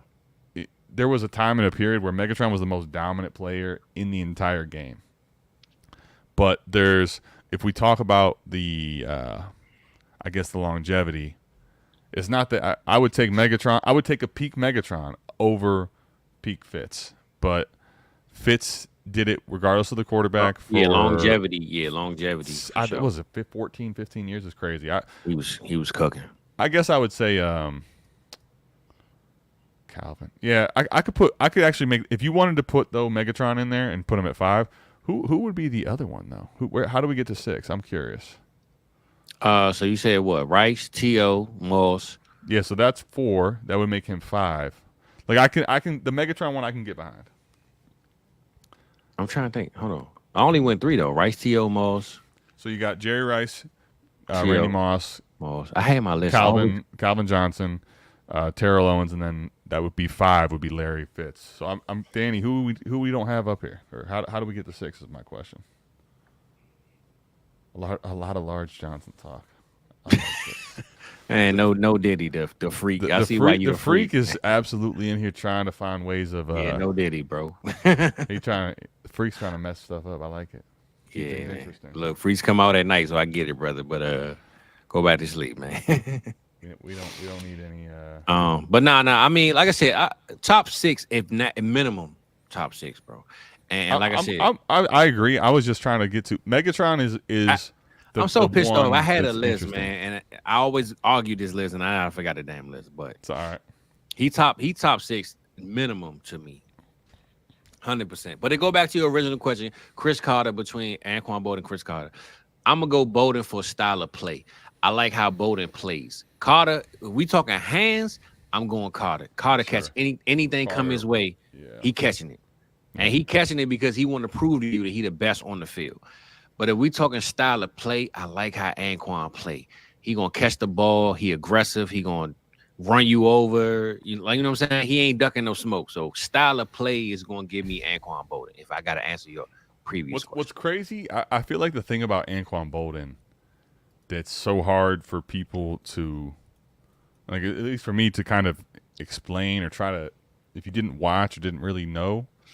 Like it felt like you would think if you watched Anquan Boldin that like this dude is just a superb athlete. But then for sure. But then like you see that he's like 4'7", 140, and like he's actually I don't even know how to explain his game other than he just did everything extremely well. And to your point, he also had that. I think the big edge was that he had the dog in him. Like if there was a jump ball, he was going to find a way to come down with it. He didn't ever feel like he rarely ever was losing a contested catch situation, and that was a huge thing for him in his career. Yeah, style of play for me, I'm going Anquan, man. He was fun. 100%. I loved Anquan Boldin. He was so fun to watch. That was my dog. Like I said, he reminded me of Dez Bryant or Dez Bryant, me, whatever the case. But they just play that same style. I feel like Dez could jump higher, but as far as style of play, they don't really run routes. You just get them the ball in space and let them work. That's what they do. So I like how they both play, man. I think Chris Carter is. You know what's funny though? Like the reason I kind of asked that, and it's funny you knew the backstory of Chris Carter. Like I feel like the more I end up having historical conversations, is that like Chris Carter. I feel like I get where he's coming from because I feel like anytime it's a close conversation, everybody goes the other way. Yeah, for sure. And to be honest with you, I'm sitting here. I'm saying, okay, yeah.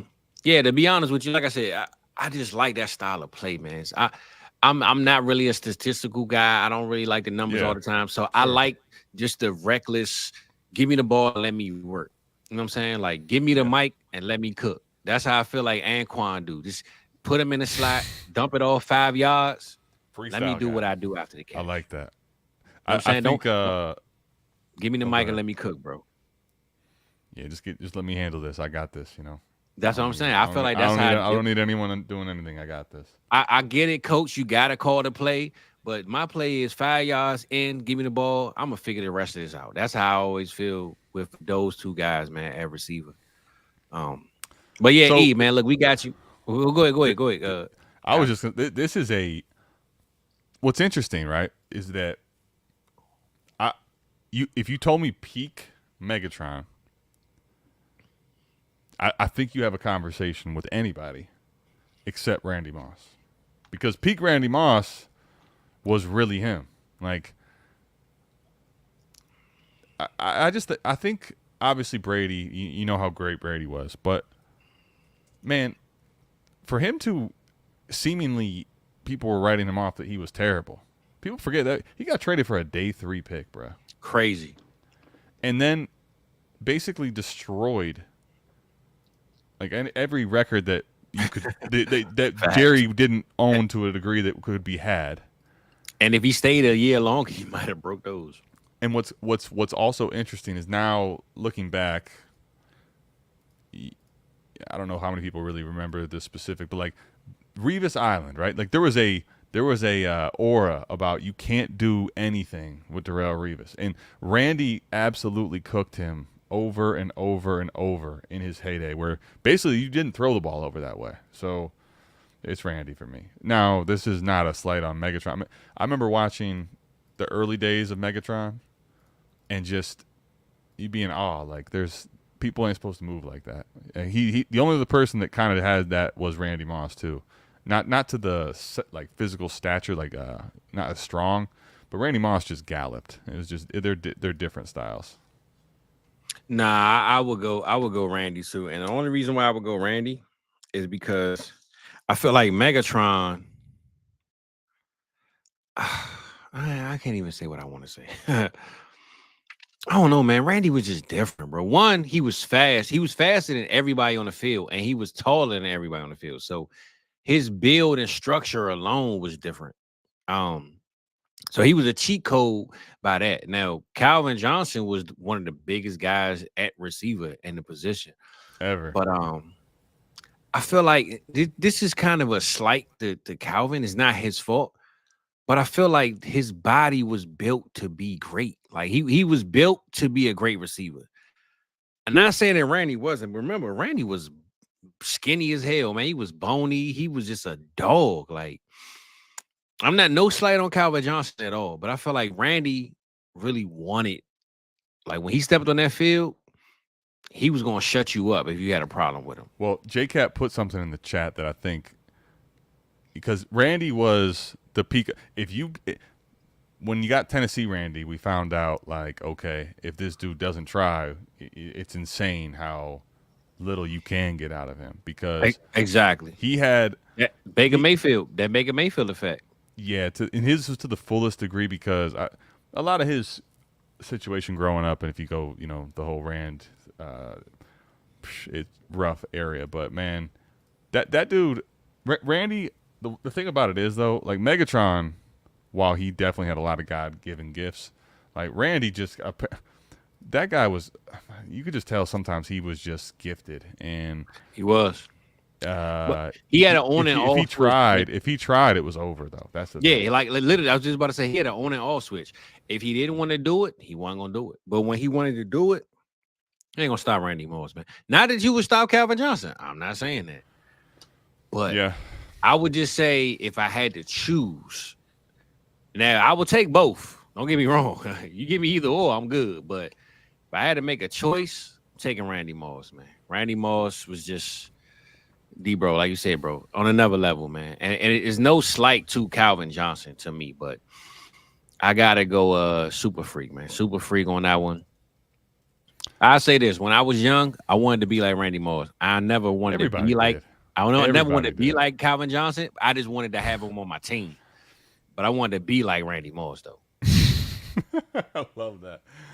Man, I just remember the way in which in the Vikings, and then you saw it again with the Patriots, obviously, the way in which he could take over a game. What's kind of crazy too when I think about that, it's funny how nowadays we're getting to the point where like the receiver is such the premier thing that teams want outside of QB.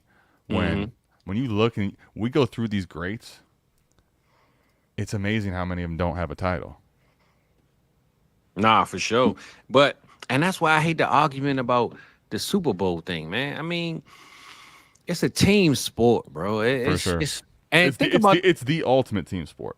And think about Tom Brady, man. He got a lot of question marks on them Super Bowls, bro. Now, he's the GOAT. I get all that. But that Seattle Super Bowl, I mean, the first one with the call and the tuck rule. I mean, there's a lot of stuff that went into those. So you can't say just because he lead the league in Super Bowls. The thing is, though, what's crazy about Brady is if you were to say, let's say we lived in an alternate reality where variance hit two of the, like if variance took two of those away, he still gets 5. Like it's just like for sure. That's why it's insane. I ain't trying to discredit him. I'm just saying. I get you. I hate the conversation about Super Bowl or championships in any sport. Championships means everything. That's so far from the truth, bro. The one thing though about football that one of the reasons I love it so much, like if you think about the greatest show on turf, all right. Patriots played the greatest show on turf. I remember vividly. I wasn't betting then. I was really little, but I remember my buddy's dad took the Giants money line, and they were getting 14 in the Patriots game. Like, so for example, the Patriots were undefeated and supposedly head and shoulders above that Giants team, 14-point favorites. Now, it wasn't that much for the Patriots versus the Rams, but those are two like polar ends of the spectrum where it's the Patriots on one side or the other. And in the Super Bowl, anything can happen, man. It's great. It's just it's the ultimate team sport. I love football because for sure it's not about outside of Brady. It's basically there's no one that can single-handedly. They need a team. You need a team. You need a coach. You need players. You need the team, bro. So. Nah, I'm with that, man. I know we got some other questions in the chat. I did save some chats because we had some questions about some Dynasty team, or I guess some fantasy questions. Okay. Let's hit them. So we're going to tap into them, man. Every time we get on this show, bro, I be looking at the time, and I'm like, damn. I know. We be having such a good time, man. I know people online don't like watching stuff past 5 minutes, so we always go past everybody's favorite times. But oh, yeah. I wanted to tap into a couple of these good questions before we got up out of here, and I got one last topic. They say time flies when you're having fun, and 100%. I've only actually looked up at the clock twice, and both times I was like, "Oh wow!" Yeah, because I think at like 50-something minutes, we only got like three different questions through. Yeah. Yeah, so it was like, oh damn, but good conversation, man. That's high curry, right? 100%. So. Let's get Twinkle Toes. What you got going on, bro? I didn't read all of this. I saw the start and I'm like, oh man, this was at 8:21. So we definitely gonna get back to you Twinkle. It's all right. Twinkle Toes. That's it. Looking to stack Joe Burrow with Chase. Burrow owner happy to take Herbert, but wants a receiver swap to upgrade. My receivers Chase, Puka, Moore. Ayuk, Adams, Neighbors, his Browns, Flowers, Nico, Pickens. Who do I swap? So my receivers are Chase, Puka, Moore. I'm guessing DJ Moore. I mean, so he's got AJ Brown. That one isn't gonna benefit you because you're not coming off a Chase, right? I think here, if I could, I think what I probably like, I don't see that there's so many tiers here that are the same. Like, for example, if you giving him DJ Moore and you're getting back either one of Flowers and Nico, like especially if I get Nico and DJ Moore, that's like a completely wash tier trade. Although I definitely like DJ Moore a little bit more. I could care less if I'm getting Burrow here. I'd be comfortable going from DJ Moore to Flowers easily. I guess the question for me, Fizz, and I'll ask you what you think here. If he wants to send you back Pickens, is DJ Moore too much for you? Like, would you trade Burrow? Would you take Burrow and Pickens for DJ Moore and Justin Herbert right now to get this stack? I'm gonna be 100 with you. I don't want Herbert over Burrow, but no. Yeah, I really don't want to do that. I don't even think the receiver will make me do that more. But I kind of like Pickens over DJ Moore right now. Interesting. I wasn't at first, but just over the last 2 or 3 weeks, man. One, I've always been a Pickens guy, but I feel like, man, one thing Russ can do. When Russ got a guy, he love his guy, man. He take care of his guy. Now, whether Russ is the starter the whole year or not is the big difference. But sure, with a Doomsday being there and Allen being there, things are going to change for DJ. We all know DJ done had 100 quarterbacks. He always hit 1,000 yards. So I'm not knocking him, but I think the biggest thing is moving Burrow for Herbert. I don't want to do it. Yeah, but he's getting the stack though. He's getting Burrow. He's getting off of Herbert to go to Burrow. Oh, okay. Well, damn. So when you said your question, it threw me off. Okay, my bad. But everything that everything you just said though is honestly how I kind of feel with.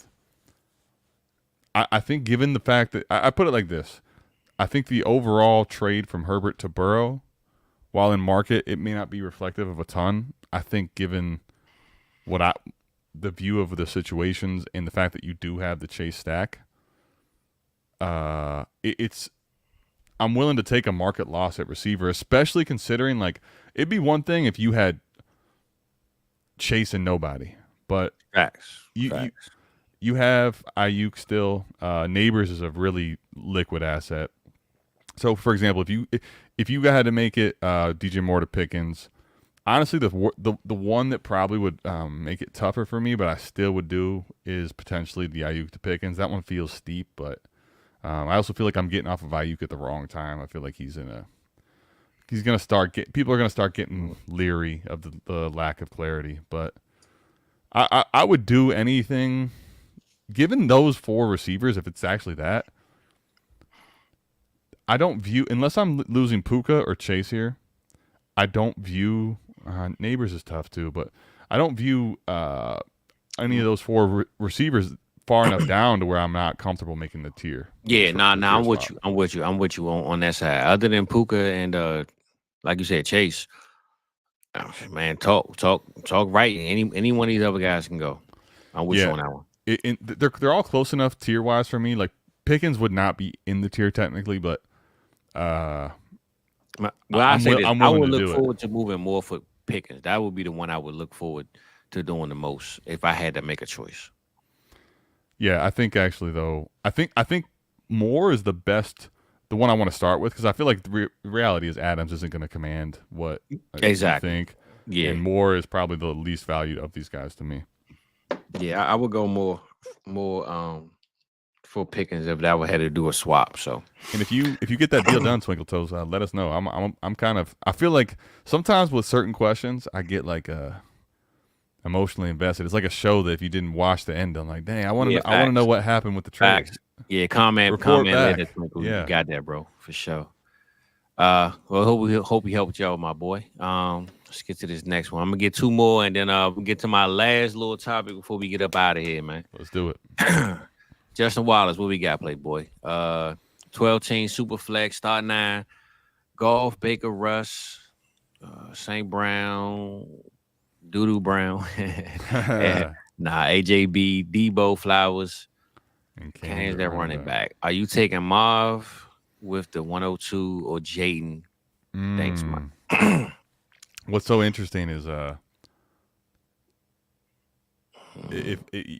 tell you right now, we would not even be able to have a conversation about this if Mike was here right now. He'd be going crazy. If you only having Goff and Baker and Russ, I'm about to say that's Daniels. That's what I'm going. Now I will say that quarterback room. So, for example, I think in a perfect world, if my quarterback room was more solved than this, I love being able to have the ability with my teams to just take Marv. Yep.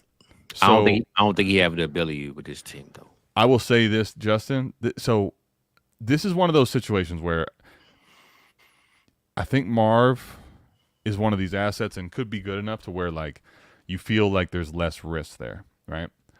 But I'll just say this: the only way I could actually probably pull this off is if I know that in your league that realistically you can get by in a start 9 league. Everybody listening, if this isn't your trade, in a start 9 league, you think about like the roster, the way it works. You got 2 quarterbacks in Superflex. Those typically score the most points. Okay, so that means you got 7 skill players playing catch up if you have middling quarterbacks or lower end quarterbacks, and if you have hammers, obviously that gives you the ability to be not quite as stacked across all 9. And if you have hammers everywhere, obviously that's how you win at start 9. But when it's start 9, oh man, can I say this too? The reason I say that is because if in a start 9 league, if you're gonna go with these Goff, Baker, Russ, which by the way, I it's funny, I had Goff and Russ on a video like guys I think are valuable in Dynasty, but I don't want to have only these options. I want to have one of my high-end quarterbacks too. So it's tough, I think. I think realistically the market play is to take Marv, but unless you think you can realistically win a league with those type of quarterbacks play, but I look at your team and it's also not gooned everywhere. So it's like you don't even have any running back space, is what you're telling me. And you have a good receiving room, but I don't think this team is head and shoulders at the skill players to win with Goff and Baker in the lineup is kind of why I actually probably would be willing to take Daniels here. Yeah, I'm taking Daniels, bro. This is 100% for me. I don't even got to elaborate on it. I'm taking Daniels. If you do take Marv, I would just be curious if you do that, because I totally can understand it from the market perspective.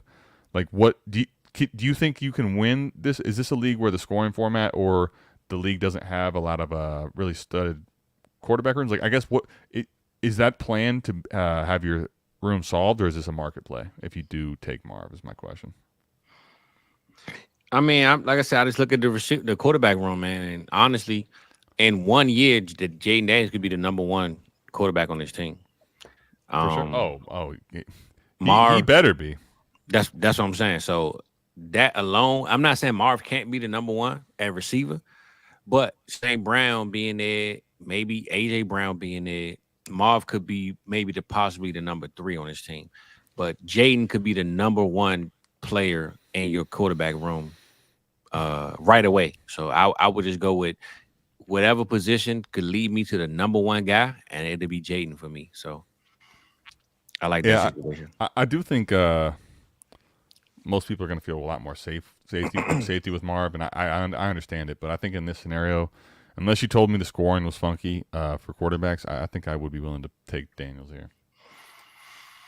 Yeah, no, like I said, I'm gonna go Jaden, man. So, Dr. B, I see you was up here. Is this for real? Danny says Nico and a second or Pickens. Wow, like I like Pickens, but I'm taking Nico, and especially if I get the second, that's crazy. So I see we at 155 ATM, right? So we're gonna go rapid fire with these, right? Let's do it. Rapid fire. Danny Ridley, Tank Dell versus A Flowers. I think I want Flowers, but what should I offer on top of Dale, or should I stay with Dale? This is a This is one of those where if you have player bias on Tank Dell, I can totally understand staying. The trade I'm trying to make here is I'm pivoting to what I think is a much safer asset in Zay Flowers.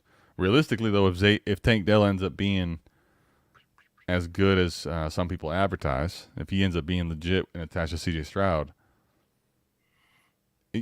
I think the range of outcomes don't lend me to pay a whole lot for this to get that trade, the safety of this trade. I'm curious, what would you do? Because I want to make it quick, Fizzle. Like, are you willing to pay a second to get to Zay? Because I feel like no, I don't even think I'd do that. And then the reason I say that is because if it's not a second, I just don't think it's happening unless somebody don't like Zay Flowers, unless someone hates Zay Flowers. I'll say to me it's a preference thing. Yeah. To me personally, it's 100% preference. They are that close to me that when you close your eyes at night and you can sleep on, man, I made this trade.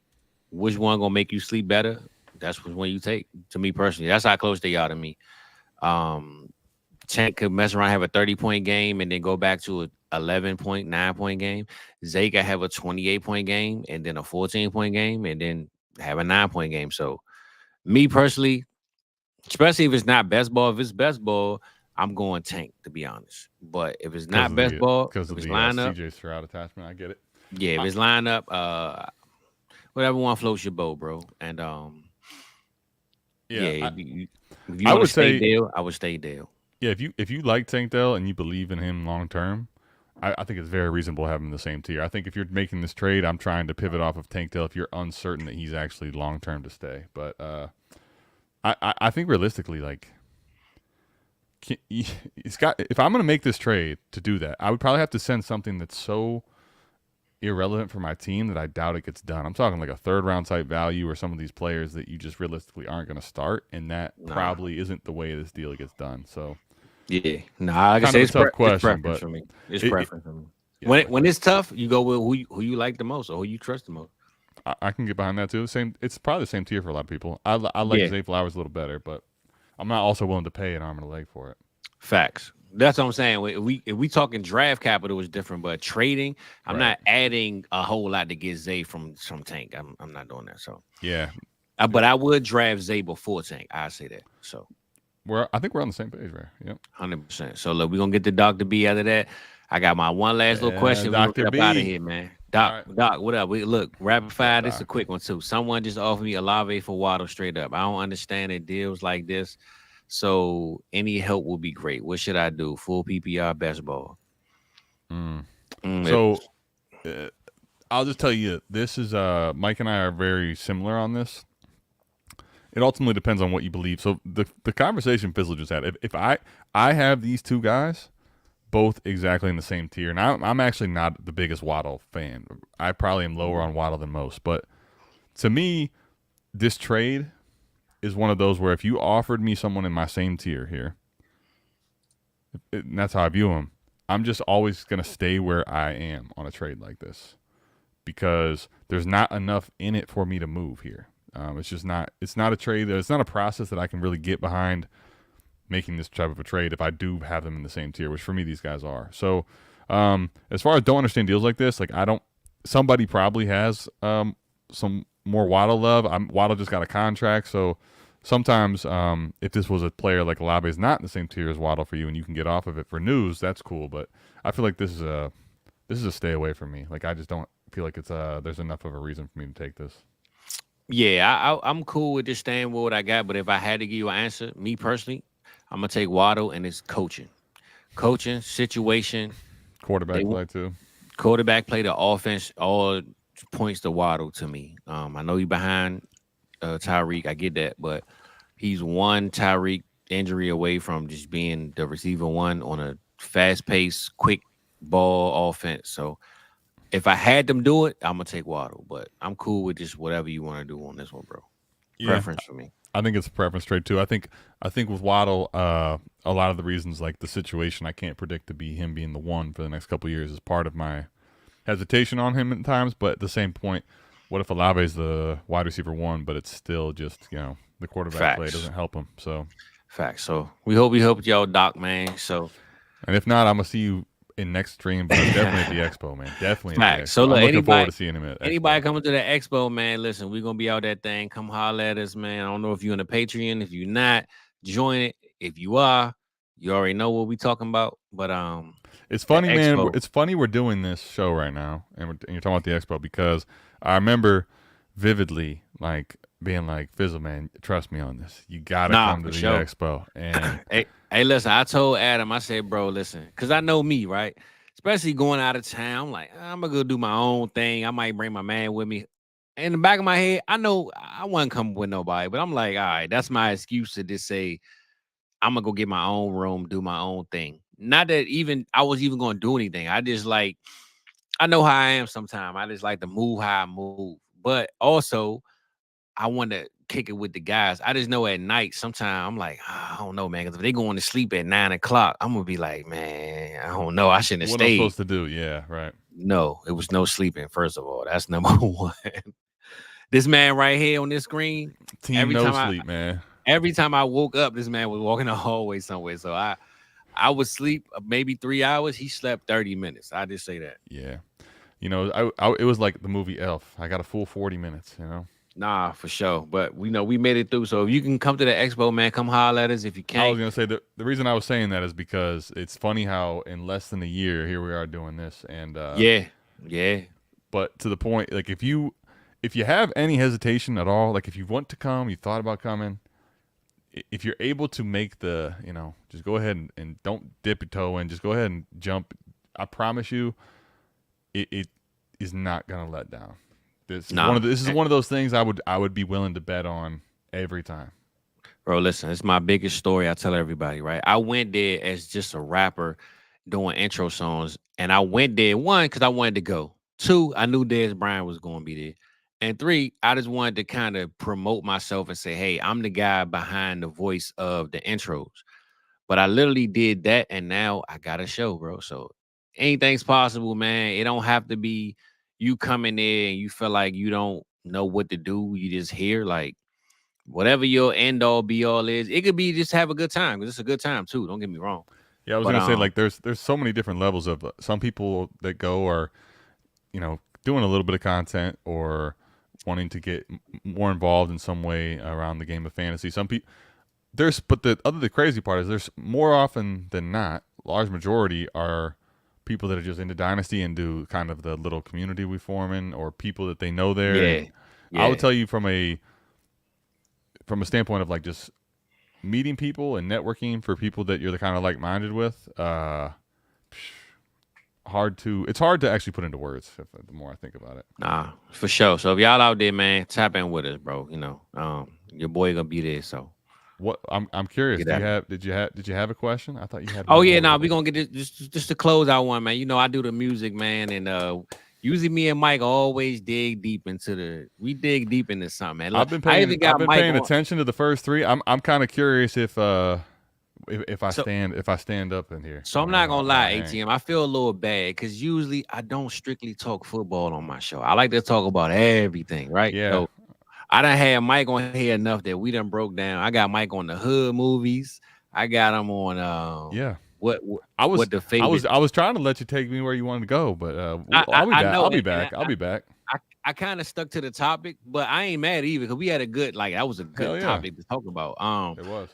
But yeah, man, I felt like I done had Mike break down so much that I feel like I told him, man, he was looked at. I told him a lot of people hit me like, bro, we love Mike, man. I told him he invited to the cookout until he didn't know some of our movies. So I had to, he had to build his way back up. Mike is that actually, it's funny. That is a pretty synopsis I can kind of see clearly. I'm kind of curious if I'm gonna mess it up right now too. Then. For sure. So we gonna keep it light, but we gonna end the show with this, right? All right. Would you rather? It's the last one. Would you rather have? And this music related, right? Yeah. Okay. Damn. I just had it in my damn head. 18. I don't talk too damn much. No, you're good. Let me think. What would you rather?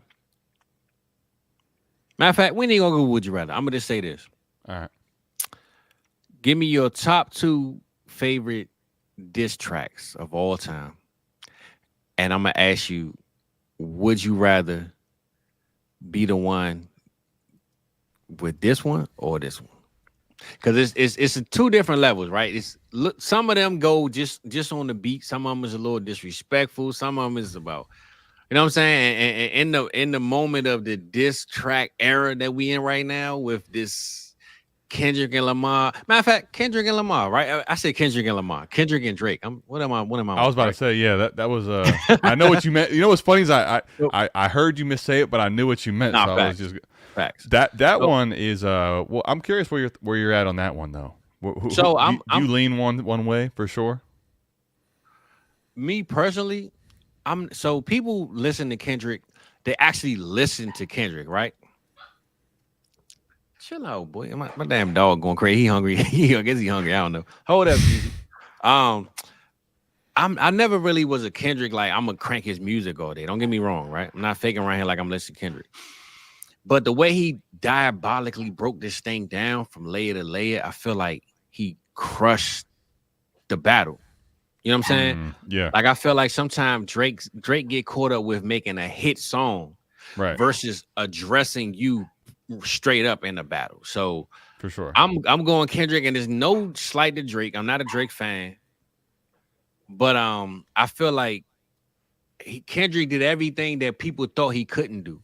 But sometimes when Drake does things, they look at him a certain way, and it's almost like greatness, like LeBron. LeBron don't make the championship, you're gonna clown him for it, right?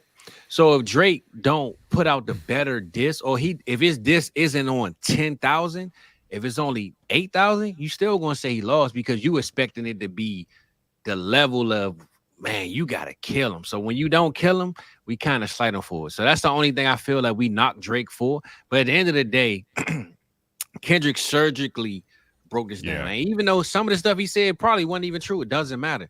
It's the thought that he made you think that it was real. You know what I'm saying? Yeah, I think to that point though, like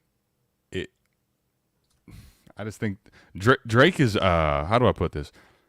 It feels like one of the reasons Drake is so successful is he is very he's able to do a lot of things. He's versatile, right? He can do a lot of different stuff. But I think at the end of the day, this is just it's one of those where like with my friends or whatever, people I know really well, like I know there's certain areas with certain people that I'm just not going to go down that path with them. Like that's not my lane. I'm gonna end up getting beat here, and I just don't think diss tracks is where Drake's gonna ever thrive. And if he's with somebody, if he's going against somebody that actually can do a diss track, he's gonna get cooked. And we kind of saw that. But I'm gonna say this though. One thing I know about Drake that I don't like is that people like just his music. Like if you're an average fan, you want to hear some popping music, like some in the club, whatever, right? But when people question his pen, they question if he wrote his own music. The reason why they do that is because one, it happened, but two, bro, you like a chameleon. It's almost like we don't know who you are. Certain artists, I know who they are. When you listen to my music, and it's funny because I haven't even brought up my music in none of my shows. We get to that at some point. But when you listen to me, I really want you to meet me and be like, damn, this is the dude that I've been listening to all this time. When it comes to Drake, he can literally do a song with anybody and sound like anybody. So I don't really know who he is. And it's almost like he's an actor because he used to act. So yeah, when you fit in with the vibe, like he can go from one vibe to another. He can, you know what I'm saying? He doesn't have an identity to me when it comes to music. And that's why I think he loses people that really want to hear him versus his regular fans. Right. I think at the end of the day, it's kind of like they call it this as a general. He's just commercial. Like he's 100%. Like anything, you can give him a beat. They just whistling, and he gonna rap on it. He gonna make it a hit. He has the it factor, the vibe to. He does get that done for most. But I'll say like that's one of the things I think about our show. Then we started with the start of South Harmon. Like if you listened and just like truly are one of the people that wants to, fact check everything we do, and if we're gonna get stuff right or wrong, like by all means keep doing it. But I think that the people are by and large like Mike and I's show and how we started was like we just come off. I give you who I am at the end of the day. Like yep. Well, and you may not. By the way, I think that's probably why we don't always jive with everybody. We kind of just, you gonna like it or you not. Like, this is who we are, though. 100%. I feel like to your point, it's almost like he doesn't let his guard down. I'm thinking about this, and I'm like, all right. Overall, as a whole theme, I think that a lot of times, I'm not as into it because with certain diss tracks, because it feels like there's like hidden agendas, and sometimes they actually aren't. Most of them, a lot of times, don't actually live up to the hype. I feel like they don't. I want one that I was surprised that I really liked. I've always been an Eminem fan, but MGK from Cleveland, when Eminem did the kill shot back, I was like, damn. Like, first of all, you didn't even have to respond, I felt like, to MGK, but the way he also like came correct and went in, I was like, damn, that was actually really fucking clean. But I'm gonna be real with you though. Did you not like I felt like this is the problem though. We expected M to do what he did. Right. I didn't expect MGK to do what he did. So that was why I say I like it. Greatness. It takes away the greatness of Eminem, because it's like when he do what he do, it's like, oh man, we expected that. But that's why I like it. For MGK, it's like, all right, it's hard to explain, but if you're in a lane of MGK, you're basically going to, in the mold of just the way people are and the way they want to categorize and box you in, like you're trying to be Eminem, right? Like that's what he's always going to be told. And for him to go and have a diss track where I felt like he still actually lost, but did so, whether you say he lost or not, he absolutely killed his too. So nah, for sure. That I thought that was overall just like one that I cared or like was a little more into. I think I don't know if you remember this one. This is going back a ways. I don't know if you. I think we talked about this, and you're not actually you're not in on Lloyd Banks, but he killed back. Lloyd, what you mean? I thought you said it was kind of reminds. I remember there was a beat for Halloween that I said, and you're like, it kind of reminds me of a Lloyd Banks. Oh no, it wasn't Lloyd Banks. It was who was it that you said? Kind of like a beat from that era. I rock with Lloyd. Though, okay, all right. Yeah. Maybe I'm thinking of somebody else then. But do you remember when he absolutely killed Rick Ross? You talking about Lloyd? Yeah, Lloyd Banks. Yeah, but see, this is the problem. Ross is a rapper, but he can't rap with Lloyd though. Like Lloyd, no, Lloyd gonna smoke him anyway. For sure. Why am I thinking it was? Who was it? Now I got to go back and check the receipts. I'm getting him mixed up with somebody else that you don't like. Then I'm trying to remember who. Yeah, I don't know, but I mean, I rock with Lloyd though. All right, but you remember which one I'm talking about? That one was one that I always kind of like.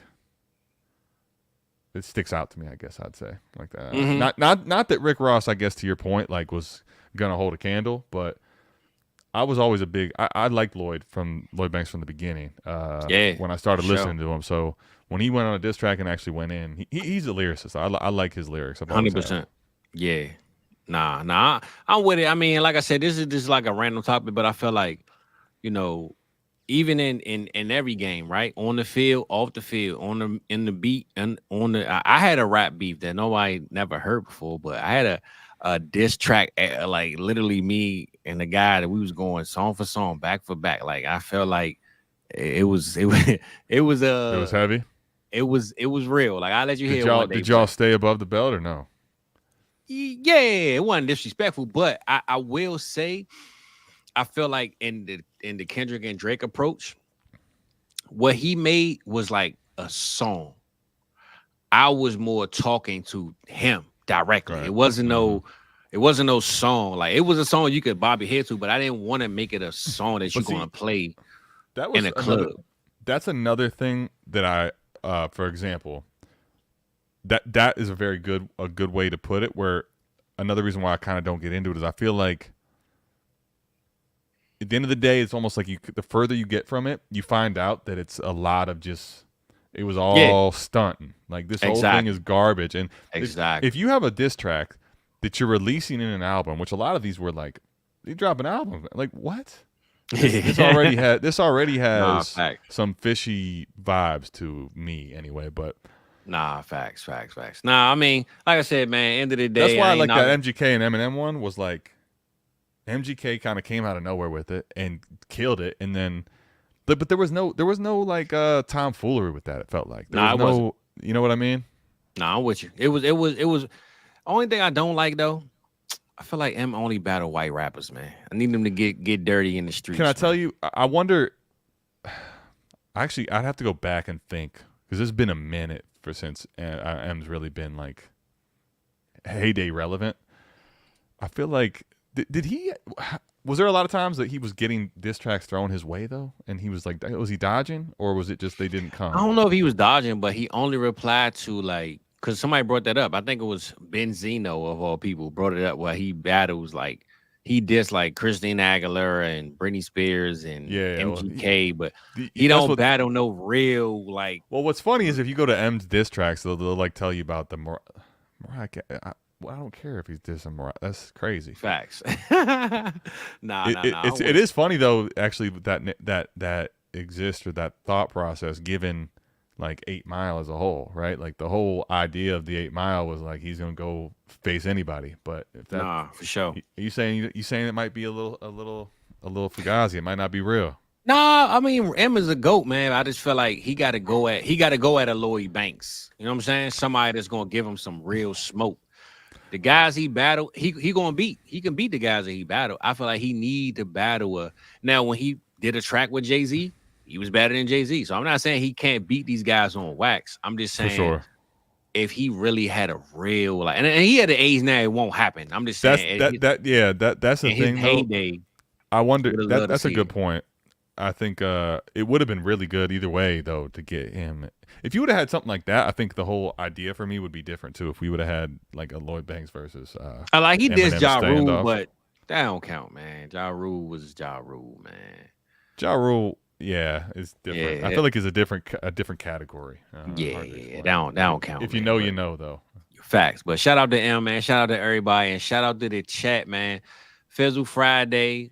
We appreciate y'all being here. My boy ATM is in the building. Appreciate you having me on, man. I'll have to get back on sometime. Listen, I already got a show lined up for you, bro. I got a show lined up for you. Admittedly, my wife was my sister had a baby this week. My wife was teaching at school.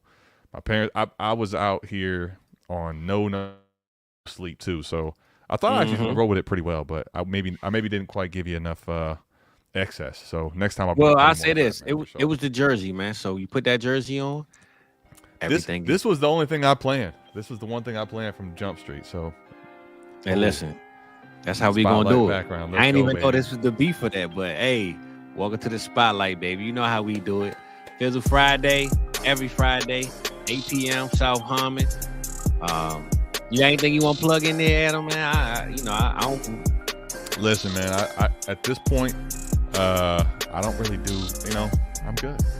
You know where to find me. You know where to find me. Yep. You find me on the marathon. You find me on South Harmon. Like if I was on somebody else's platform, I'd be like, yeah, all right, let's plug it. But hey, listen, y'all know where it is, man. South Harmon. And the marathon, by the way, Fizzle, love seeing you do with this show, man. Every week. Bringing the vibe to it. I love it. I text Adam out during the draft show, not to prolong this. I told him, I said, bro, I'm ready, man. And so far, we 4 episodes in. Y'all let me know if I'm ready or not. But I feel like we cooking over here. So here, look. Let me just tell you. This is why. See, when you know, look. Let's go. See that, man? See that, man? Right here. Like, let's get it. The crazy part is like I'm clapping like there's something that I get. I get zero financial out of this, for the record. It's just I'm excited for people to come kick it. So appreciate everybody tapping in here with us, man. And that's it, man. The marathon's been a breath of fresh air for South Harmon, so let's get it. That's it. So look, we ran out of the beat, so we're gonna run it right back one more time for y'all good people. Matter of fact, we're gonna switch it up on the outro. I was gonna say if without the beat, I feel like I was getting ready. I think you might have set me up there. Like now I'm gonna get a diss track drop on me. That would have been crazy. Good, man. That would have been crazy. This is my first one with my boy ATM on it. You be back soon, and you know how we rock, man. Yeah, that thing you were worried about with them, I wouldn't answer back. I'm gonna get cooked, so I'm good. That's all love, man. I appreciate you being here. I appreciate the chat being here. Next Friday, 8 p.m. Eastern time. Y'all know where to find us at. Love y'all. Peace. We out of here.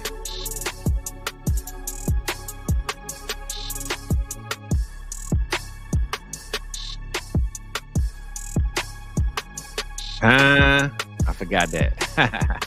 We out this thing. Yeah. Hey, man, it was funny because like when you